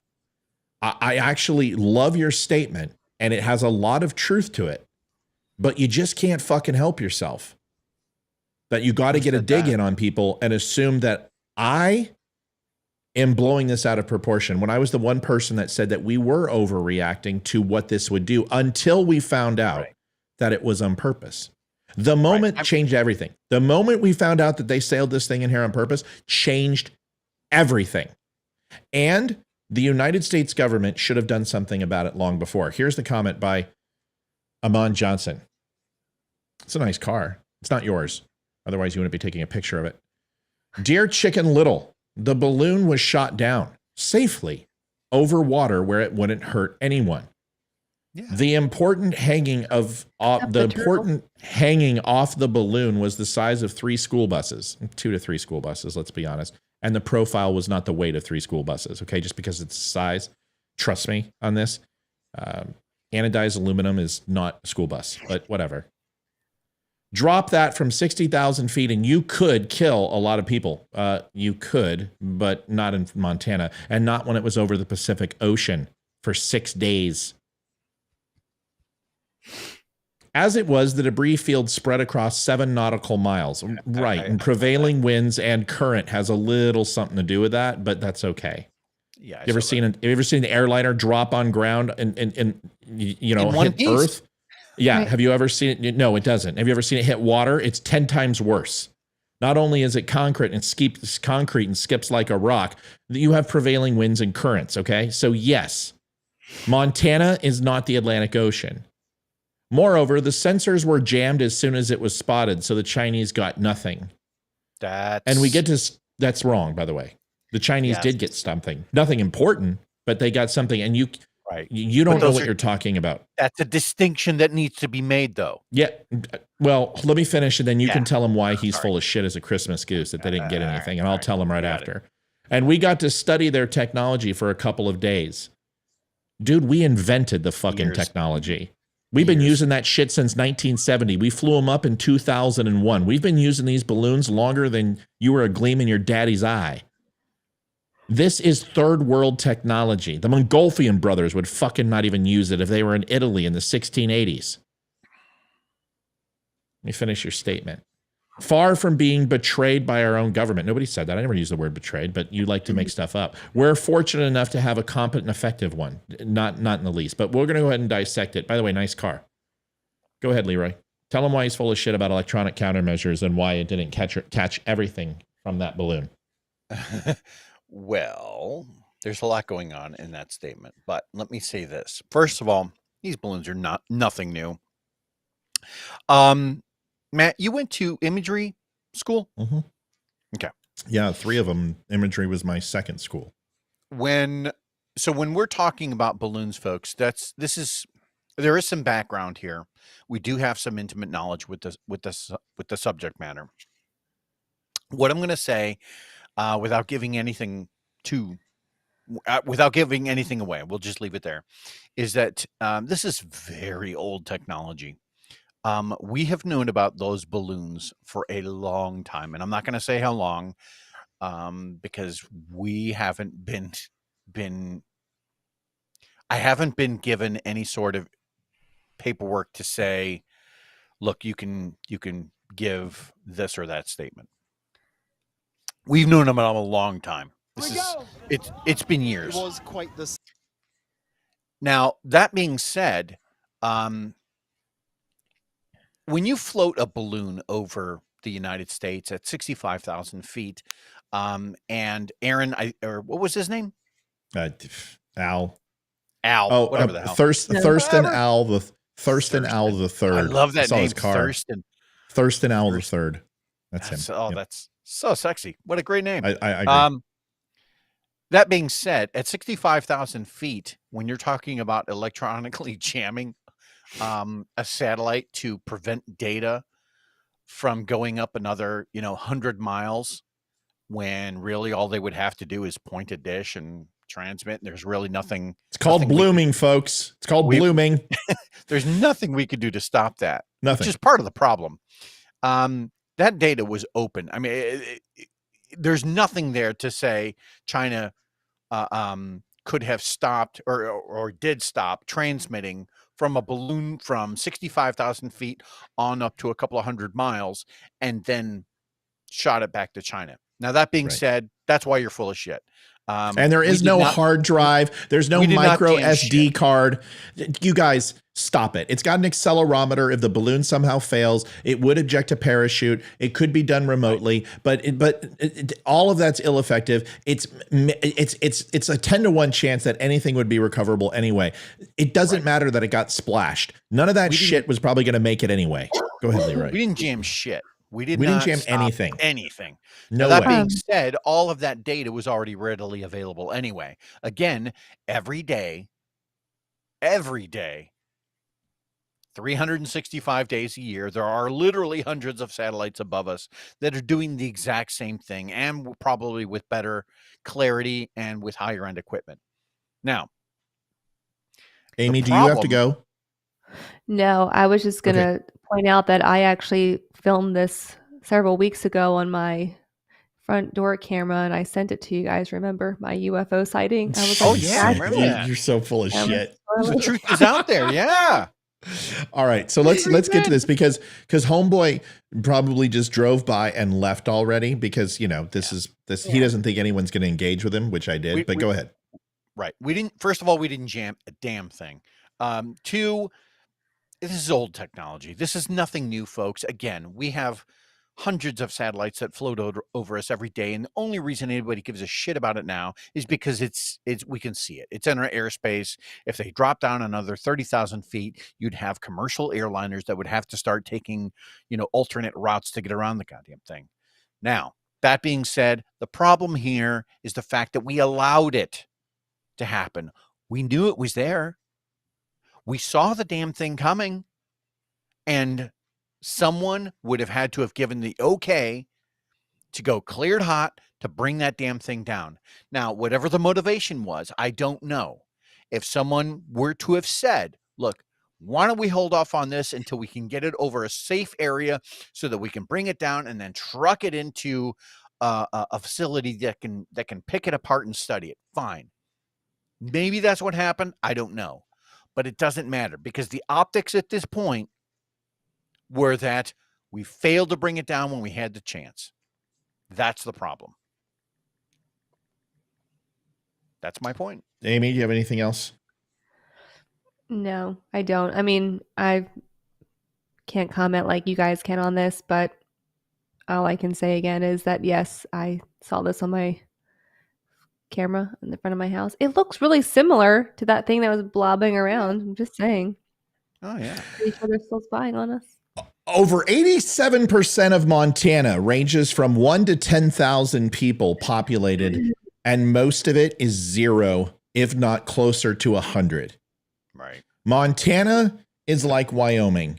You have small cities and rural. The cities are rural. There ain't nothing there. And I understand where you're coming from, and I did not say shoot it down over Montana. That would have been the best choice if we didn't know. We should have shot this thing down long before that. Period. Plain and simple. Same with Alaska. Should have been shot down. You could have shot it down in Hawaii. We have bases in Hawaii. You could have shot it down from a fucking cruiser if you really wanted to. If you think surface to air, okay, I can't say that. I'm going to tell you that there are plenty of weapon systems aboard vessels that could hit this thing at this altitude. Easily. Any day of the fucking week. I could fucking hit that thing with an eyeball and a slingshot with a gas can. Okay? Slingshot. I mean, it's a balloon, so it's ridiculous. First of all, this is Acme on the side. And I understand you're like, oh, well, wait a second. This is a very long, dude. It's anodized aluminum. Okay. Have you ever held a piece of anodized aluminum? It's very light. You can take a 6-foot section of that thing that's 36 inches in diameter and carry it like this. Okay. I'm not saying it's ultra light and that can't do some damage, but please, every single day at any given time, there's 4,200 airliners above U.S. soil. If we were so concerned about one of those coming down and possibly hitting civilians, do you really believe we'd have 4,200 planes at any given second flying above the United States? Please. They could have strategically hit this thing. We have NASA. If we can take and re-enter the Earth's atmosphere going Mach 11, I'm pretty fucking sure we could hit this thing with a Sidewinder and have it land in a place that wasn't going to go ahead and kill a local school. Okay? Maybe I can't do that math and Leroy can't do that math, but I'm pretty confident that we could say, you know what, there's about a 100% chance that nothing's going to happen. It doesn't matter. It should have been shot over the Pacific. The moment this thing was in the westerly winds, the moment that we projected its apogee, we should have shot it down over the Pacific. It would have sent a clear message. Biden should have walked out in front of the anteroom hallway, got in front of the podium and said, ladies and gentlemen, a Chinese balloon we've been tracking for the last 7 to 8 days. We have eyewitness reports from 3 American vessels, 2 British vessels, and a Hong Kong fucking fishing vessel that went a little stray. Here are the photographic imagery. Here's the satellite imagery. Here's 2 keyhole images that we got from this thing. We've been watching it. Ladies and gentlemen, this is the United States. We are the most advanced country in the world. We knew the moment it took off. We're now going to go ahead and brief you on 3 other intelligence officials who are going to tell you the capabilities of this satellite and why it's not a threat. Then they come up and fucking chat. Then they go sit down. Now we're going to talk to 3 language experts, which explain why China is doing this because of their rudimentary systems that they have and their spy technology. It's more expensive to fucking task a satellite than to send this piece of shit up. He's going to come up and talk. Now we're going to talk about our weapons expert. Admiral Halsey is going to come up and explain why the USS I don't give a fuck shot this thing down in a New York second. And here's the video. The message to China is don't fuck with the US. And any other country that gets a wild hair up their ass will do the same thing to you. That's what you do. And we failed. Can I add something to that? Yeah, go ahead. This would have been a really, really great chance for the current administration to come off as assertive rather than reactionary. And what I mean by that is it seems like every problem that they've had in the last 2 years that they are doing nothing more than reacting to. And that's not what you are as a leader. If you're going to be a first world leader, then reacting to problems is not the proper way to go. Right.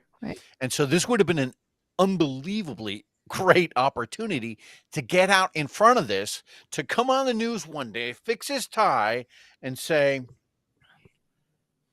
ladies and gentlemen of the United States, we want to tell you about this. This is breaking news, but it's something that we've been tracking. That's it. This is our Gulf War moment. We've got podiums of pictures. We've known about this for the last year, and I want to make sure that every American is aware that the United States is tracking this, that we've known about it, and you can go to bed feeling safe tonight. That's all they had to do. This is a non-issue. And we're going to take care of this immediately. You know, if he would have gotten in front of it with a speech, not like that. I mean, I just made that shit up. No, it's perfect. But he could have easily gotten in front of this instead of coming off like pussy, you know? And you have the Joint Chiefs there with all their salad and their frickin' stars ready to go, standing in front of the president, 100% backing his play. You show the old frickin' podium, the easels of photographs of, you know, the tax satellites and the frickin' and the FLIR on, and, you know, on whatever else they're using to track this thing, and just show China. We've known about this thing for so long. Let us tell you how we went and did this. And you do that. Instead, what did he choose to do? He decided to pretend that a giant ball that's 50 feet by 75 feet in some odd circumference or whatever it is, a giant white ball that I used to see leave Port Hueneme and Point Magoo in Oxnard, Ventura, California, where I grew up at the naval bases. They send up these balloons all the time for weather surveying the fucking ozone. I would see that thing take off and it would reflect like a giant projector, because that's basically what it is. It's like a screen, projector screen, and it lights up like a freaking spotlight. Now, somebody asked, what was the white powder and are we all going to die? Okay, stop. There are a hell of a lot easier ways to deliver a freaking virus. How about just a freaking tube of toothpaste in your bag and then open it up? That's terrible. Come on. It's not hard. Or just go ahead and find somebody who's a religious zealot who doesn't mind taking it and coughing on everybody on aisle 6 on the plane. Please stop. What that is talcum. It's talcum powder that you put into balloons. And what it does is it allows it to stretch. It's an abrasive and it keeps it intact in the inside, makes it stronger so it doesn't create weakness spots in the balloon. You've seen it in your own balloons. You get balloons. And when you pop a big balloon, the talcum powder is going to go ahead, because of the pressure and force, is going to go ahead and expunge from the balloon. It's the same thing. It's just a giant one of those. Go ahead. What? You just said expunge. I love that. Yeah. I just stop it. Just stop it. People need to calm down. I don't give a shit about the balloon. I care about the sovereign fucking airspace of the United States of America. We are the most powerful fucking force on earth. Show it as often as you can. Yes. What is so hard for people to understand? It's not that it's a balloon. It could be a fucking Gumby Macy Day parade. I don't fucking care. Shoot it the fuck out of the sky. Right. Right. They could have hung a teddy bear underneath it. I don't care. Kill it. It would have yielded the same results as far as what they got now. That's not the point. Shoot it down. The point is they floated this thing across our sky without our permission. We should have annihilated it and then gone so far as to be even a little more aggressive. Oh my God. On the Chinese front, just to say, stop fucking around. Oh my God. Terry you King, don't tell own me the skies. We do. Terry, tell me you're kidding. Yes, Terry, they're going to go ahead and release trace chemicals of talc powder. So hopefully in 30 years we catch cancer. All we got to do is go to Starbucks. Okay, listen to me, folks. Stop it. Terry, you've got to be joking. And folks, yes, talcum powder, so can baby powder and all that other stuff. But that's what happened in the balloon. I don't care about the fucking balloon. Stop talking about the balloon.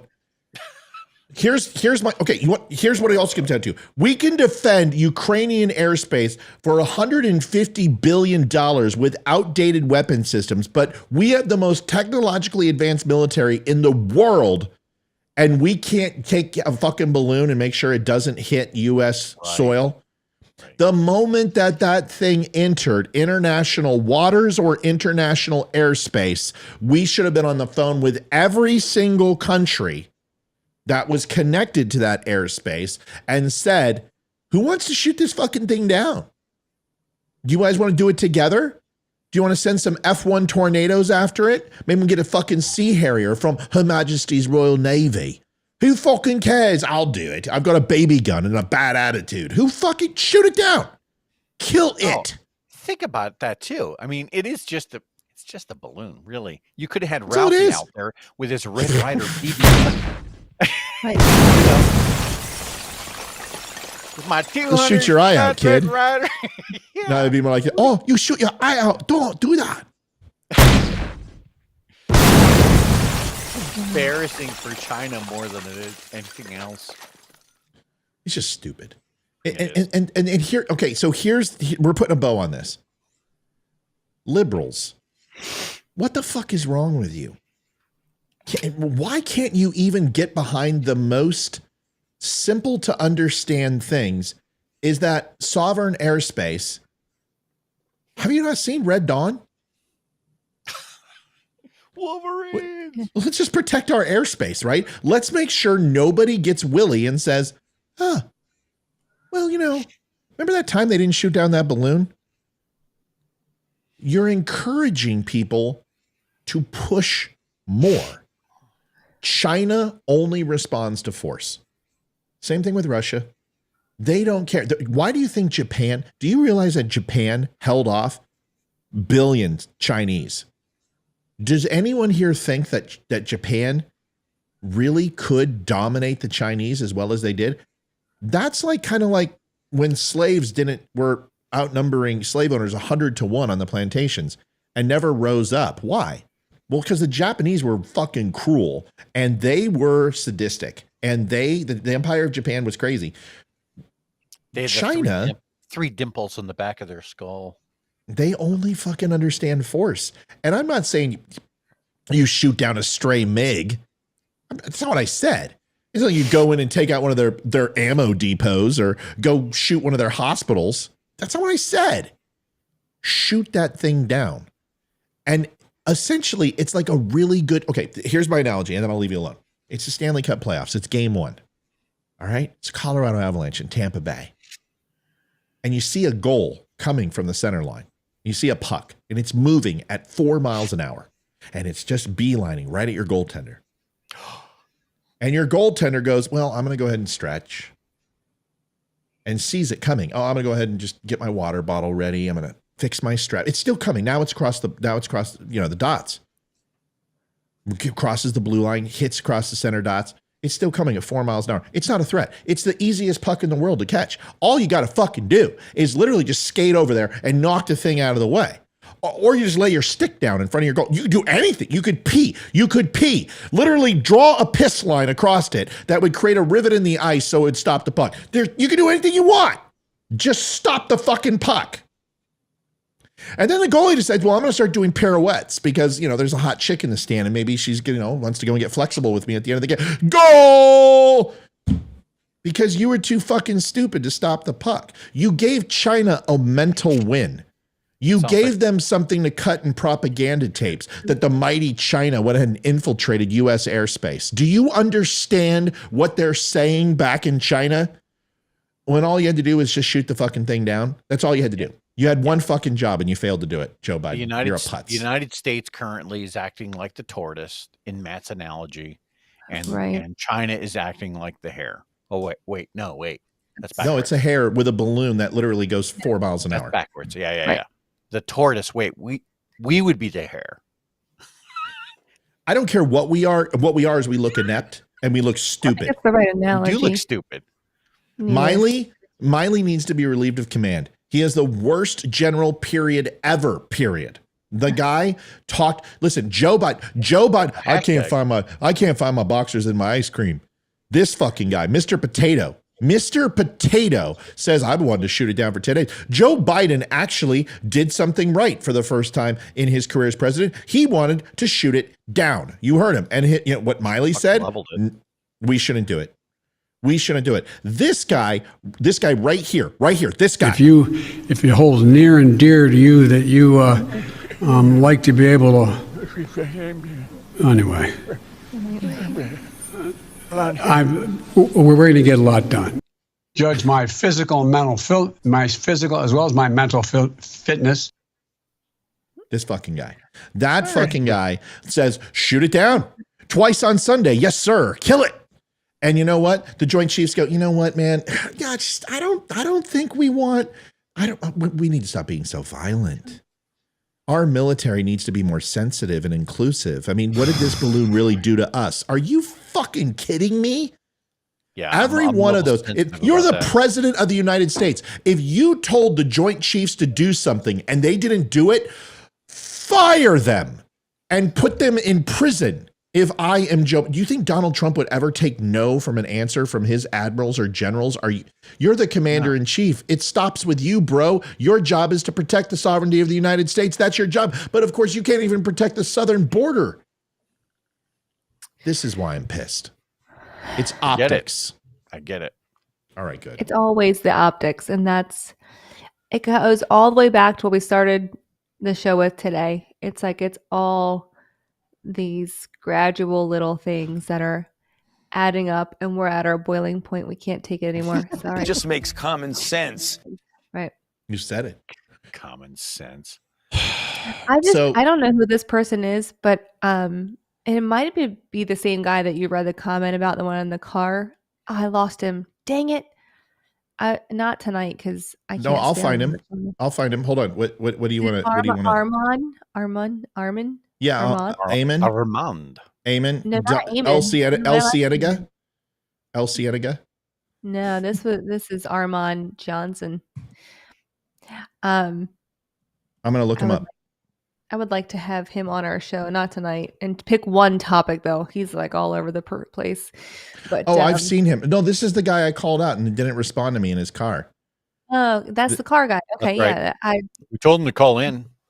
Really enjoying reading these. He says, "What does he say? Which one do you want me to read? Because I've got them. I'll put it up real quick."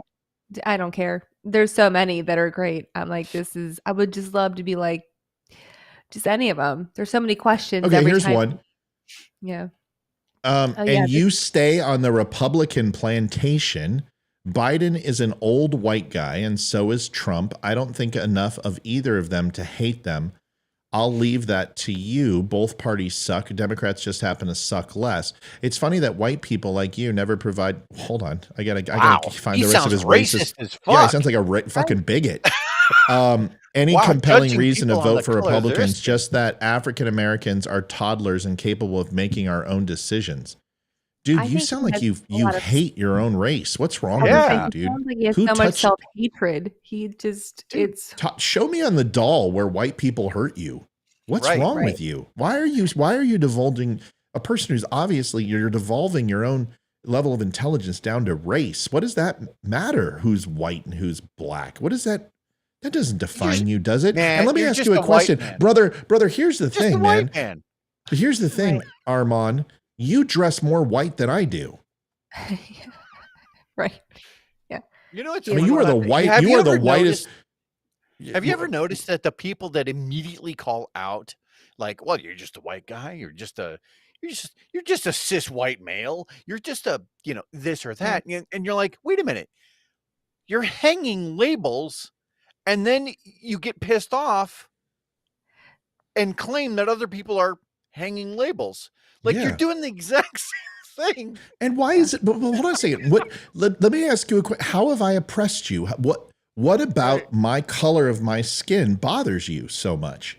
Please let me know. I'm truly serious. I want to know because I don't understand the hatred. Because that's what hatred looks like. Democrats, the Republican plantations. Can you please name one Republican city that falls out of the 35 most violent? Can you name 3 that are Republican ran?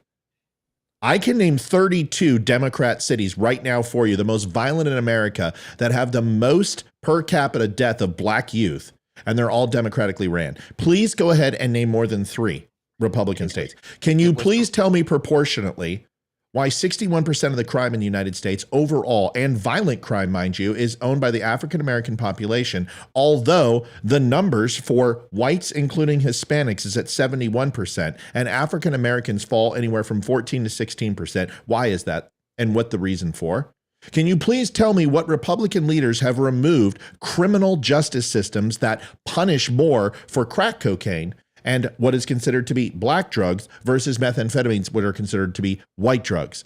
And which Democrats proposed those numbers versus the Republicans that actually made them both completely parallel to each other? Not Democrats, mind you. Republicans did that. And that was in Donald Trump's social justice reform, right? The criminal justice reform you're looking for that you never really want. Please explain to me why Democrats don't suck, but Republicans do. I would love to hear it. Caller, where are you from and where are you calling from? What's your name? Caller, where are you from and what's your name? Hello? Hello? I can hear you. Who am I talking to? Dude, I can hear you. Who am I talking to? I can't hear him. Hello? We can't hear the guy, Matt. I know, I'm working on it. Hold on a second. Hold on. I got to get, hold Is it on. Armin? I don't know who it is. Armand. I can't get him on. Hold on. I got to get my NDI turned on. Hold on, guys.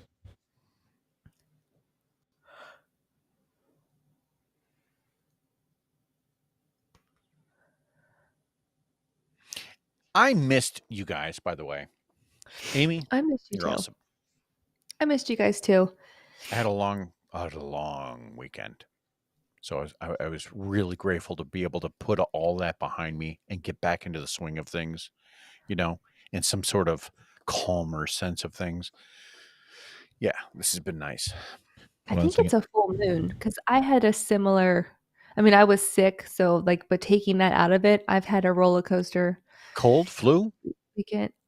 Just a cold, not the flu, just a cold. But this one, it literally knocked me in bed for 2 days. Like poor Jason did literally everything. Cooking, he did everything. Caller, call back. Caller, call back.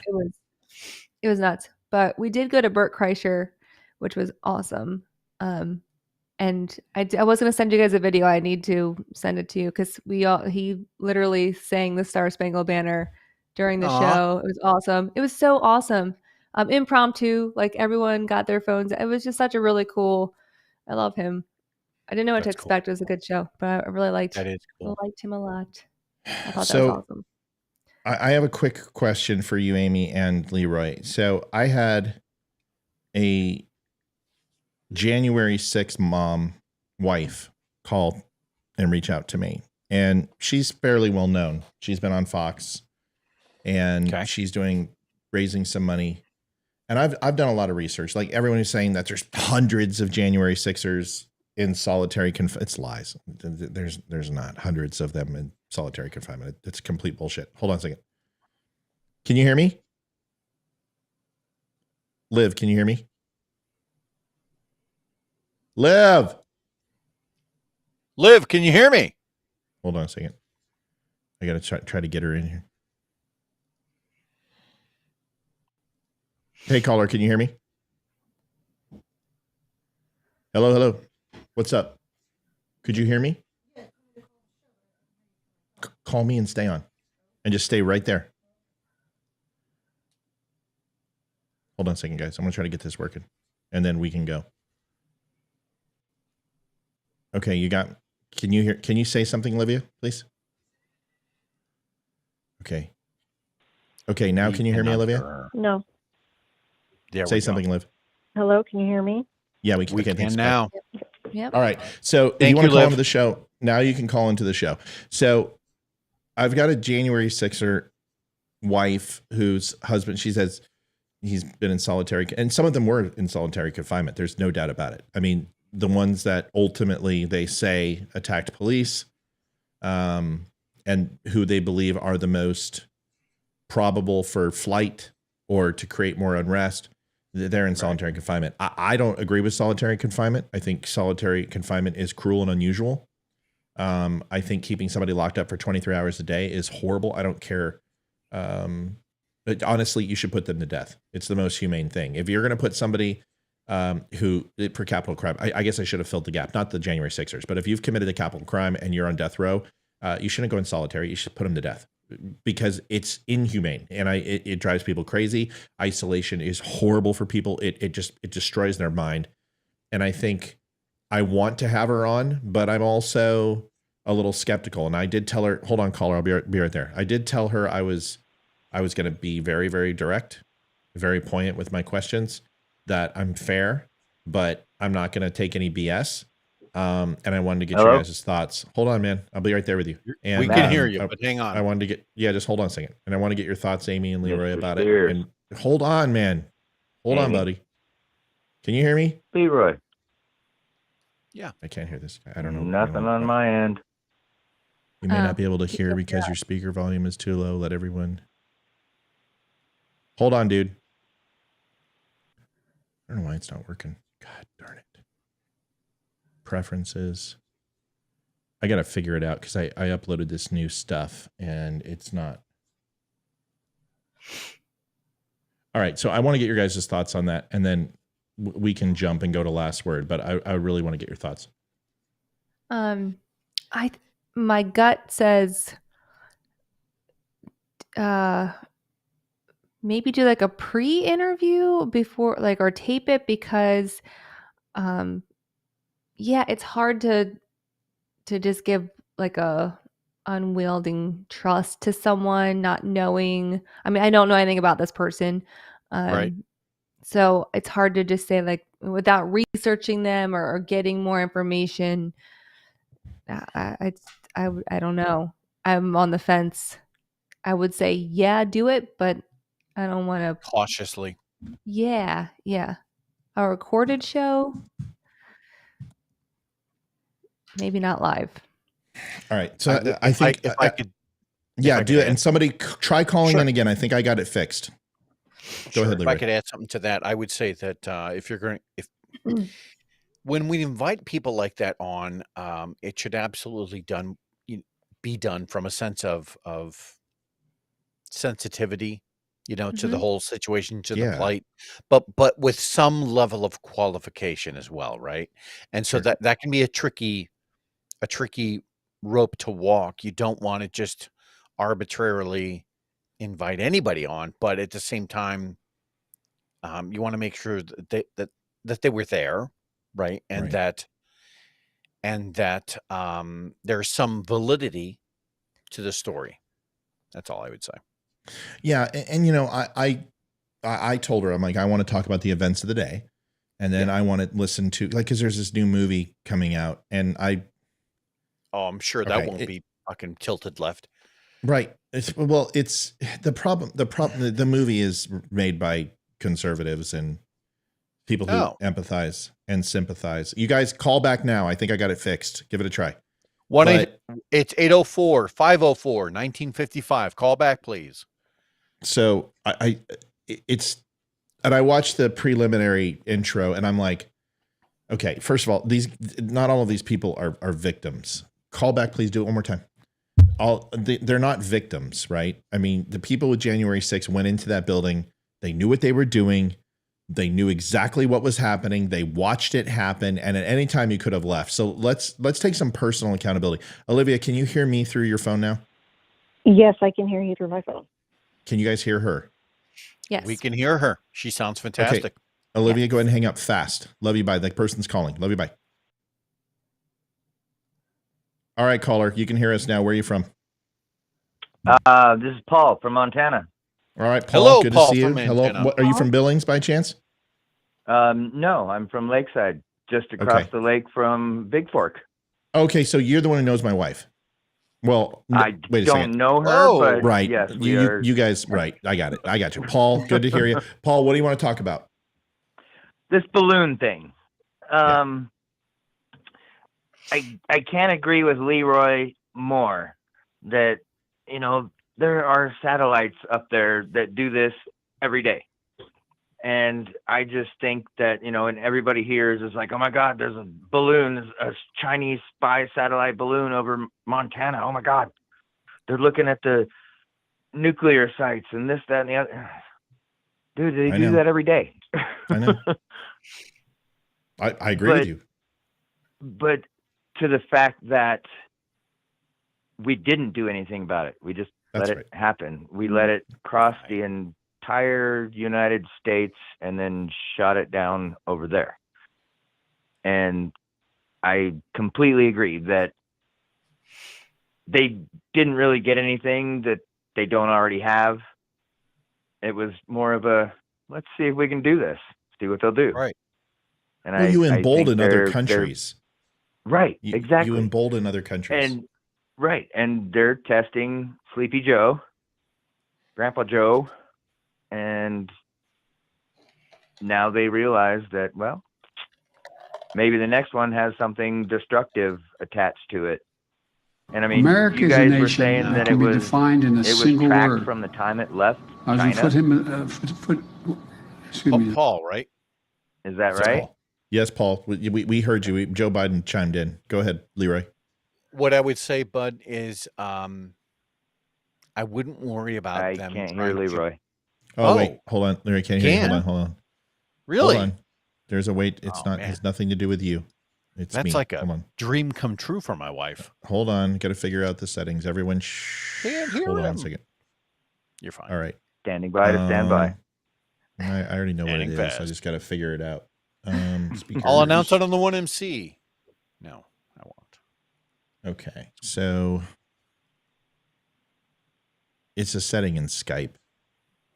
And I don't know why it got screwed up. It's probably because I reinstalled everything. It's China. Yeah, it's the balloon. Yeah. The balloon's blocking. Noise cancellation.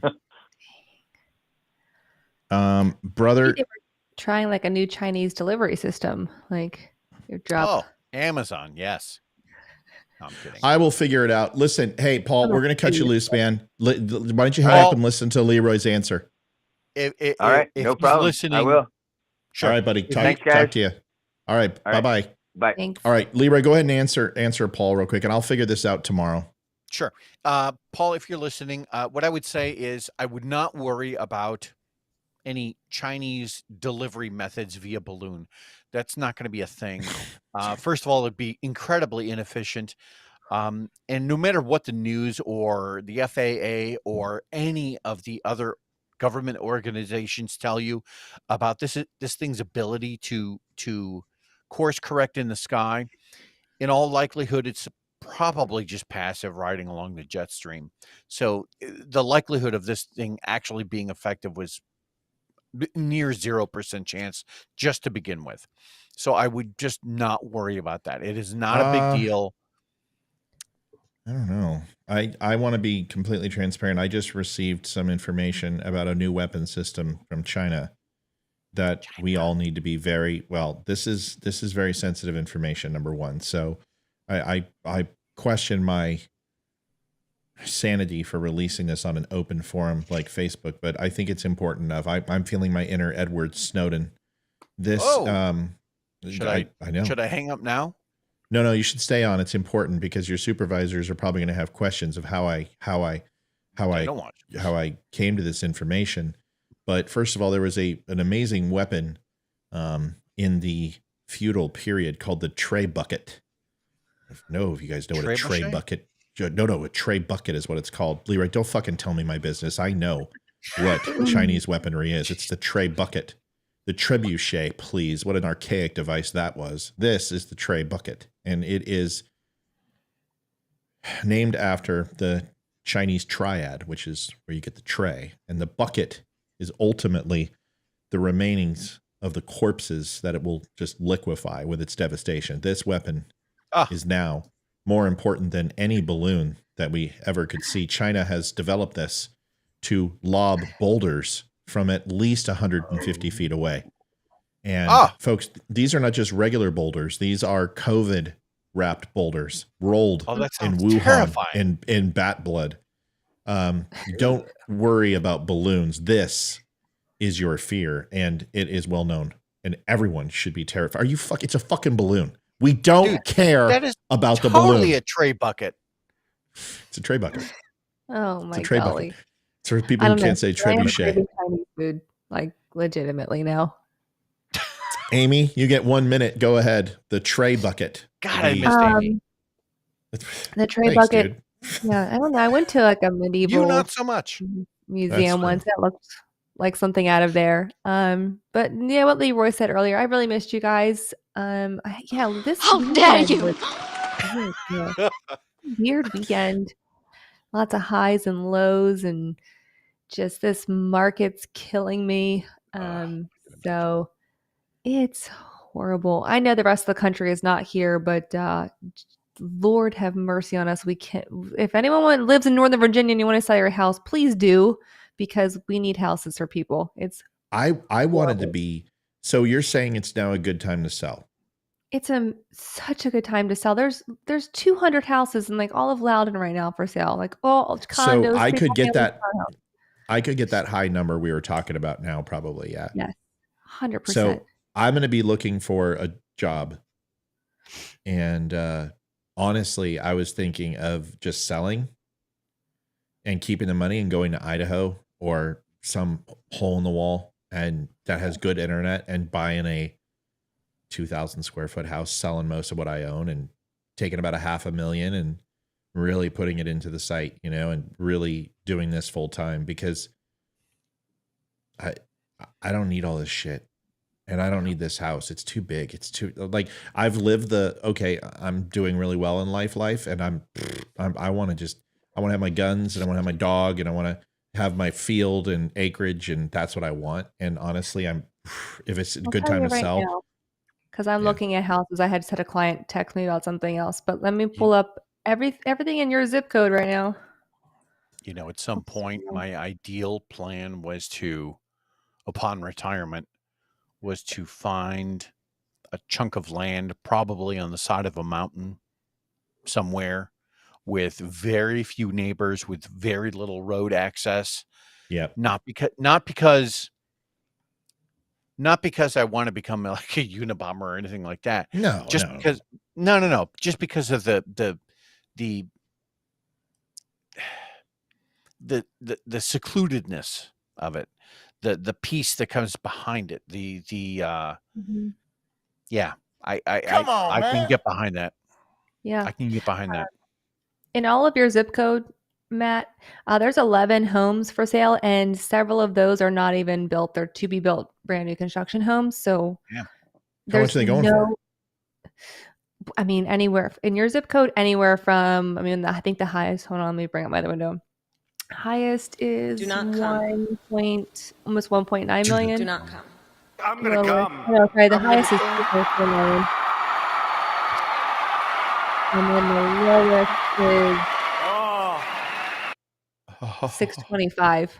But that house doesn't. Damn. And this is in the lake point with an acre and with what the upgrades we've done for it. It's got to go for close to 900 to 925. I would assume. Yeah. Okay. Our market I need to sell. That's a $300,000. That's a $300,000 walk away. If I sell my gym and sell all the TVs and fucking sound systems and Blu-ray, all the shit I don't need, I'm going to walk away with $500,000 easily. And if Idaho might be expensive or Washington, but not if you're living in the sticks. And that's where I don't need to work anymore with the show. At some point, we're going to get there, right? We believe that. And if I can dedicate 100% of my time to it and do it right, then it can get me the income that I need to start growing it where we all could benefit from it. So I still think we're a year away. But, oh, by the way, I forgot to tell you guys, and then we'll do our 1 minute. I am now 100% free and clear of any infractions on Facebook. I have a green check mark.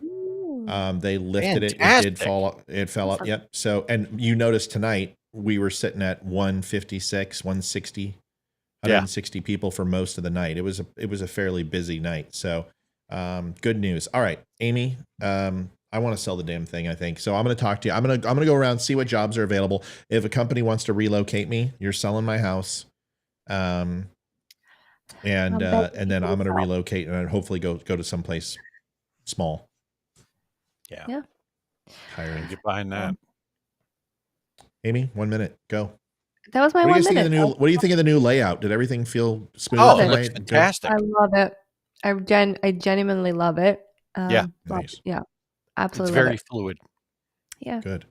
Yeah. No, that was my 1 minute. I mean, just, glad to be here as always. And I love you guys. I love all the dummies. I even love our crazy trolls. I love our trolls. I love trolls. They're fun. I think Carl or Al, I think that's Chavasto, honestly.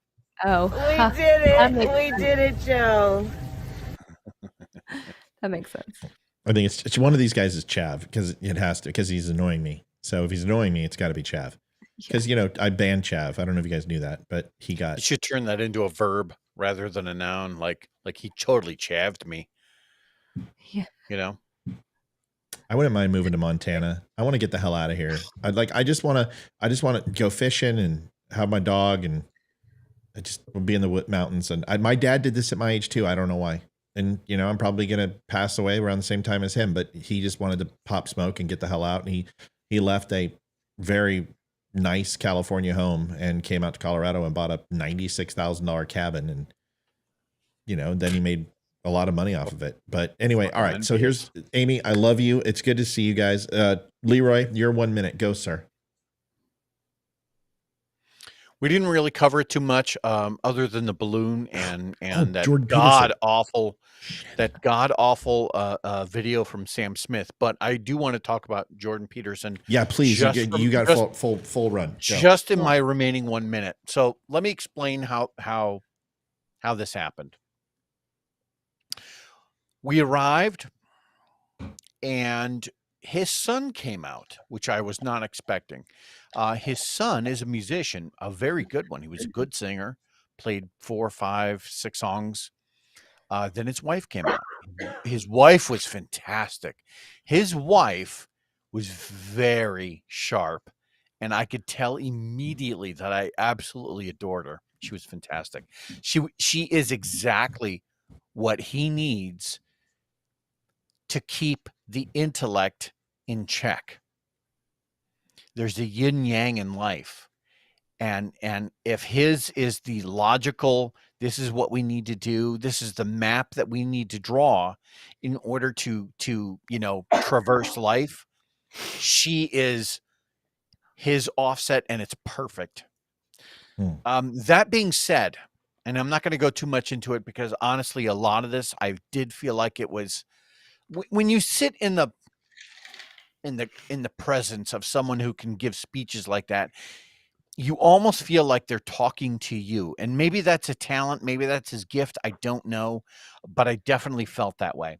Now, that being said, he did talk on a couple of just amazing topics. He talked about Exodus. He talked about the necessity to be able to teach people to write, because writing at its very basic functionality teaches people to eventually think independently. Time out. Amy, get out of here. I want to hear this. I know I'm like starting to fade. Sorry. Go listen to it afterwards. Good. Get out of here. Good. No, I'm going to listen to him. You get all out my of here. medicine's out of my system, and I'm just go. Get out of here. Goodbye. You're good. leaving now. Go ahead. I love you guys for tuning in. We love you too. Get out of here. Good night. Bye. All right. Go ahead, Leroy. He didn't talk too much about something that I was actually expecting, which is the C-16 bill that Canada tried to get passed, which would have put restrictions on some level of speech. But that being said, he did go into a couple of other things. He talked about the nature of masculinity and femininity, if I'm saying that correctly, and how they balance each other out. He talked about marriage. He talked about how people should orient themselves in the world so that they don't become victims. And that led to something that I felt was actually probably one of the most profound and important points that I have ever heard. It was this idea that, we as a society, we need to shoulder as much responsibility for our own lives as we can. And it's your duty to do so. And the reason you want to do that is because the more responsibility and direction you can give to your own life, what that does is it offsets any responsibility that others could be seeking to take from you. And oftentimes, I think a lot of people, idealistically, a lot of people who lean left tend to look at the world as, and he didn't talk about this was something that came afterward, but that a lot of people who approach the world from a left-leaning perspective tend to look at the world as if this is the way the world should be. right? This is the way the world ought to work. If I were in charge, this is what I would do. And more liberty-minded people, the people that hold their personal freedoms to be sacred, are the people that look at that kind of philosophy and say, no, this is my job. It is my job to raise my kids. It is my job to provide for myself, to be as socially responsible as I can. And the more responsibility I can shoulder for my own self means that others don't have to do it for me, because you can't always trust the other people. The more responsibility, or the more of your own personal responsibility that you then delegate to other people, means that they gain more liberties over you. And that's not what the United States was kind of founded to believe in. So that was probably one of the most prophetic points that I had heard that night. It was an amazing evening. He really gets you to think profoundly about not only the choices that you make, but the results of those choices. And we need to start focusing more on the results of the choices rather than what feels good in the moment. So that was a lot of what I got out of it. And it was fantastic. Yeah, he's such a bright person. Alex, we're jumping right now. And by the way, interviews aren't working. I got to set it up. I was in a rush tonight and I apologize, but I promise you it'll be fluid and working. We'll get the Skype working. I will have a State of the Union address reaction video. We'll be playing it live. Soto should come on 7:00, I would assume, maybe 8. Yeah, 5:00 for the West Coast. No, maybe 9. State of the Union time. Yeah, I heard about that. It's going to be 9. Yeah, 9:00. That makes sense. So 9 p.m. Eastern. So what I'll do is I will I did not have a recorded show tonight. I'm so sorry. I didn't have time. You got to pretty much see it tonight anyway. So I'll have a recorded show. I'll do one tomorrow morning. I'll have it up. And I apologize. That's now 3 days without one. And then I will have a live show tomorrow as a kind of a bonus. And we'll do the State of the Union. We'll react. And then we'll obviously listen to Sarah Huckabee give the reaction for the Republican address, which should be Sarah Huckabee Sanders. I like her. Yep. So yeah, Sarah Huckabee's gonna do it. And I think that's great. It's gonna give her a little bit of limelight. So we'll see. I will tell you this: if Joe Biden does what here's my 1 minute. Is Joe Biden is going to stand up there and try to make a case that the economy is better than it was.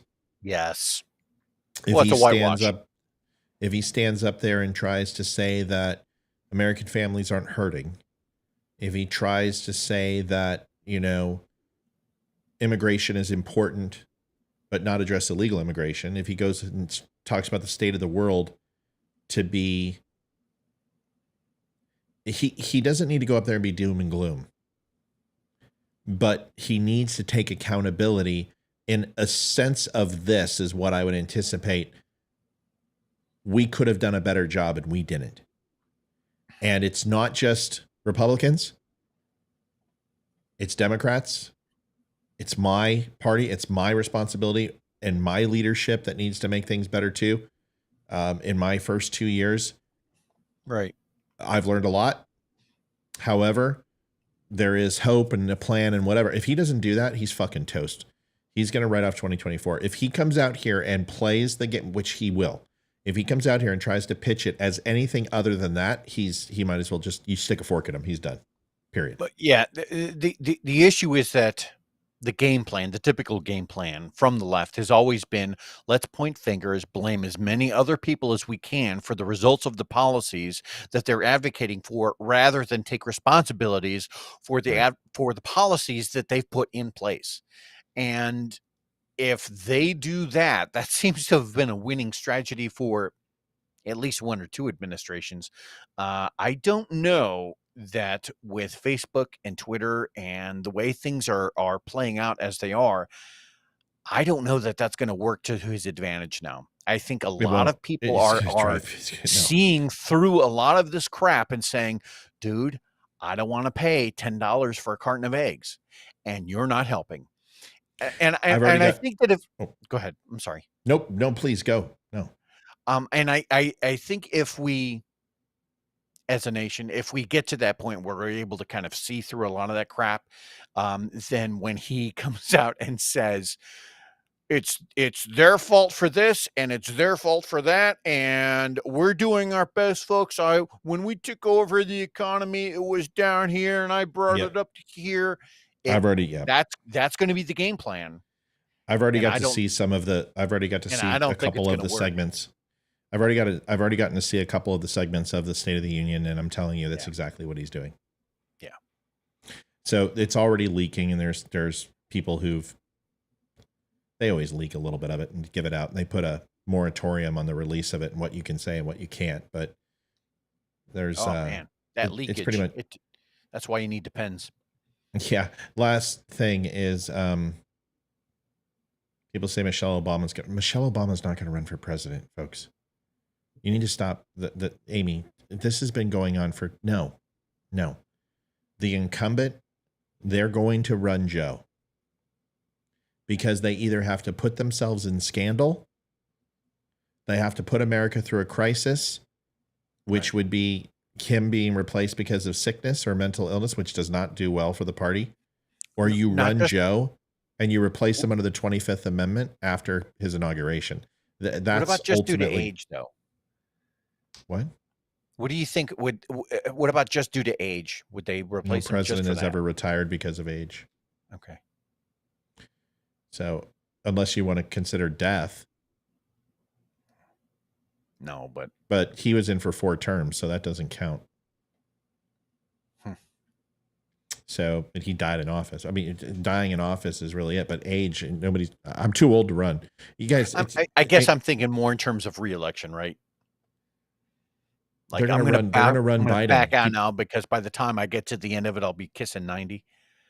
Yeah, well, that doesn't matter. It's kind of like Supreme Court. You run. It's like why they don't kick people off the court, because they wait for the most opportune time and then pressure them to release. It's not the right time for Joe Biden. He's young enough where he can, in their eyes, continue to win, and he's too old to really go deep into the playoffs. It's just, they're not going to kick an incumbent off the ticket. You just, unless they try to get him with some sign of impropriety and force him to resign. But even then, what do you have? You have Kamala. You're going to run Newsom? It's too close. Nobody likes her. Close. That's the problem. Nobody. You guys, you're not. What you want is very rarely what's real, and that's the problem I have with so many of my listeners. Is you guys constantly add your opinion to your decision, and you shouldn't. I don't. I very rarely put my opinion in and make it fact. I very rarely do that. Leroy doesn't do it either. We base things off of fact for a reason, because ultimately that's the best way to get to the truth. And when you start using your own hypothesis to qualify the truth, you're only going to have blinders on. So when you say, "Oh, Michelle Obama's going to run," why? What leads you to believe that Michelle Obama would make a great president or even be able to win the vote? Because she was the most popular first lady? Do you think Jackie O would have made a great president? Fuck no. Do you think Melania would make a great president? No. Barbara Bush would make a great... Then why the fuck would... The qualifications of... It's stupid. It's just... There's no... Work that problem... excuse me. Work that problem backwards and just realize that some of the most effective leaders in history have not been popular. The exact opposite has normally been true, is that they've been abjectly unpopular. Yeah. And so, well, and people say, Joe Biden can't ride a bike. Well, he fell on a bike, but he rides a bike every morning. I can show you, I can't show you thousands of hours of him not falling on a bike at his age, Joe Biden, surprisingly enough, is fairly decent. Yeah. From an exercise standpoint at his age, right? I mean, come on, guys. Listen, there's so many things to fucking not like Joe Biden for. Falling on a bike? I don't know. George Bush threw up on the fucking premier in Japan's lap. That's kind of embarrassing, don't you think? I mean, I can tell you shit that presidents have done. Ronald Reagan shat his pants. There's a lot of things that have happened in President fucking Kennedy fucked women in the Lincoln bedroom. No, I think it was President Harding who got caught banging one of his mistresses in the coat room of the White House. Yeah, fucking talk about this. Talking Bill Clinton on the Resolute desk. I mean, the Resolute desk needed a new shellacking after that. Didn't need a second shellacking after that was done. You guys got to understand, people do embarrassing things. It happens. Trump embarrassed. You tell me Trump never tripped? Of course Trump tripped. Of course he made mistakes. You never say he had a bad hair day? Who cares? Joe Biden is an incompetent, that shit isn't worthless. Important. Yeah, I don't give a fuck that he fell on his bike. Honestly, I was like, that kind of sucks, dude. I hope he didn't get hurt. You guys got to stop. Don't like him for the things that he does wrong. If he's human, God, that should be the thing we celebrate. Is he actually is human? He's not human. He doesn't show any remorse. He doesn't take responsibility for anything or any accountability. He is the most shallow human being I've ever seen. But because he falls off his bike, who gives a fuck? No, he's the most shallow human being because he stores fucking documents in his garage and then fucking later, denies it. He's a shallow human being for basically trying to bang and then later marry the babysitter, for letting his son get so far addicted to drugs that it becomes a liability and is now in bed with not only Ukraine but China. Those are things you can look at and say those are character flaws, right? Yes. But what Matt is talking about is when we're looking at someone and we're evaluating a person's ability to lead, we're not looking at whether or not their hair flaps in the wind. We're looking at the policies and the results of the policies that they put forward. That's what we care about. I don't think that Joe Biden is going to there's no way at this point.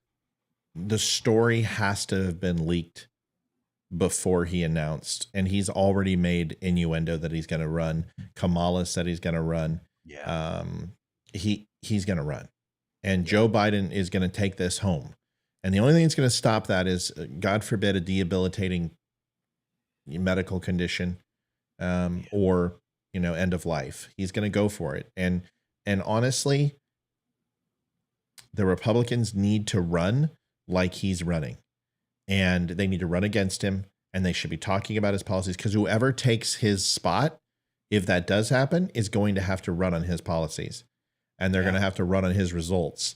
And that's why you're running against Joe Biden no matter what. You're running against Joe Biden's economy, stasis in geopolitical situations, the border, COVID, his ineptitude, Afghanistan, 13 dead. You can just go on and on, fucking on and on and on and on and on. This guy, you're running against Biden no matter what. So you might as well get it in your head that he's going to be there. And anyone that says it's going to be Michelle Obama, it's too late for that. Dude, we're in February. We're 9 months away from November. We're 19 months away from the election. We're now in primary time. They're going to start running now. You're going to see in March, commercials will start. You'll start seeing rallies. You'll start seeing pundits. You'll start hearing it. The stump speeches. This is go time. It's too late. He's running. And I told you all he was running. I told you fucking 2 years ago when you told me he wasn't going to be impeached. And I said, no, he's not. You just need to listen to me. Listen to Leroy. We know what we're talking about. And we'll take you the right way. Okay. We might make a mistake. Well, Leroy might make a mistake or two, but. Wow. Really? Leroy, really, I missed you, buddy. Yeah, really. It was good. It was good. Do you want to tell the story, or are you going to let me finish? So it's good to have you here. Good to have you, man. Either way, we'll keep you informed. I appreciate what you do, man. I thank you for being on here and always being reliable. And sorry if I was grumpy earlier trying to get everything put back together. So, all right, everybody. We're going to go out a little bit differently Leroy, I hope you stay on. This is really cool. Kind of a new way to do the VCL. We've been doing it for 2 years. I think that it gets a little bit, I don't know, not redundant, but it just needed a little bit of a freshener. And I think this is pretty cool. I hope you guys enjoy it. Ashley said something. Hold on. What did Ashley say? Ashley says, oh, I don't know. Ashley's just saying a bunch of shit. Okay. She's talking to everybody. Right. Ashley's very engaged tonight. I love it. All right. So here's the new way to go out with VCL. It's not from me. It's not from Leroy. And, I hope you guys enjoy this. I set this up. I hope I didn't screw it up. All right, Leroy, I'll see you later because it's going to do the VCL and then it's going to bounce. So stick around for the new VCL cut. I think it's pretty good. I'm on it. Yeah. I'm David Boreanaz with the Cast of SEAL team, and we have an important message for returning vets. We want you to know if you're struggling to cope, there's help and it's just a phone call away. The Veterans Crisis Line is staffed with experienced professionals who know your struggles. There's no greater sacrifice in service to our country. We're able to enjoy our freedoms because of it. Your service is important. You are important. For vets and their families, the Veterans Crisis Line is here to help 24 hours a day. Please call. Good night, everybody. Good night, Leroy. See you, buddy. Good night, buddy. Take care. Good night, bro.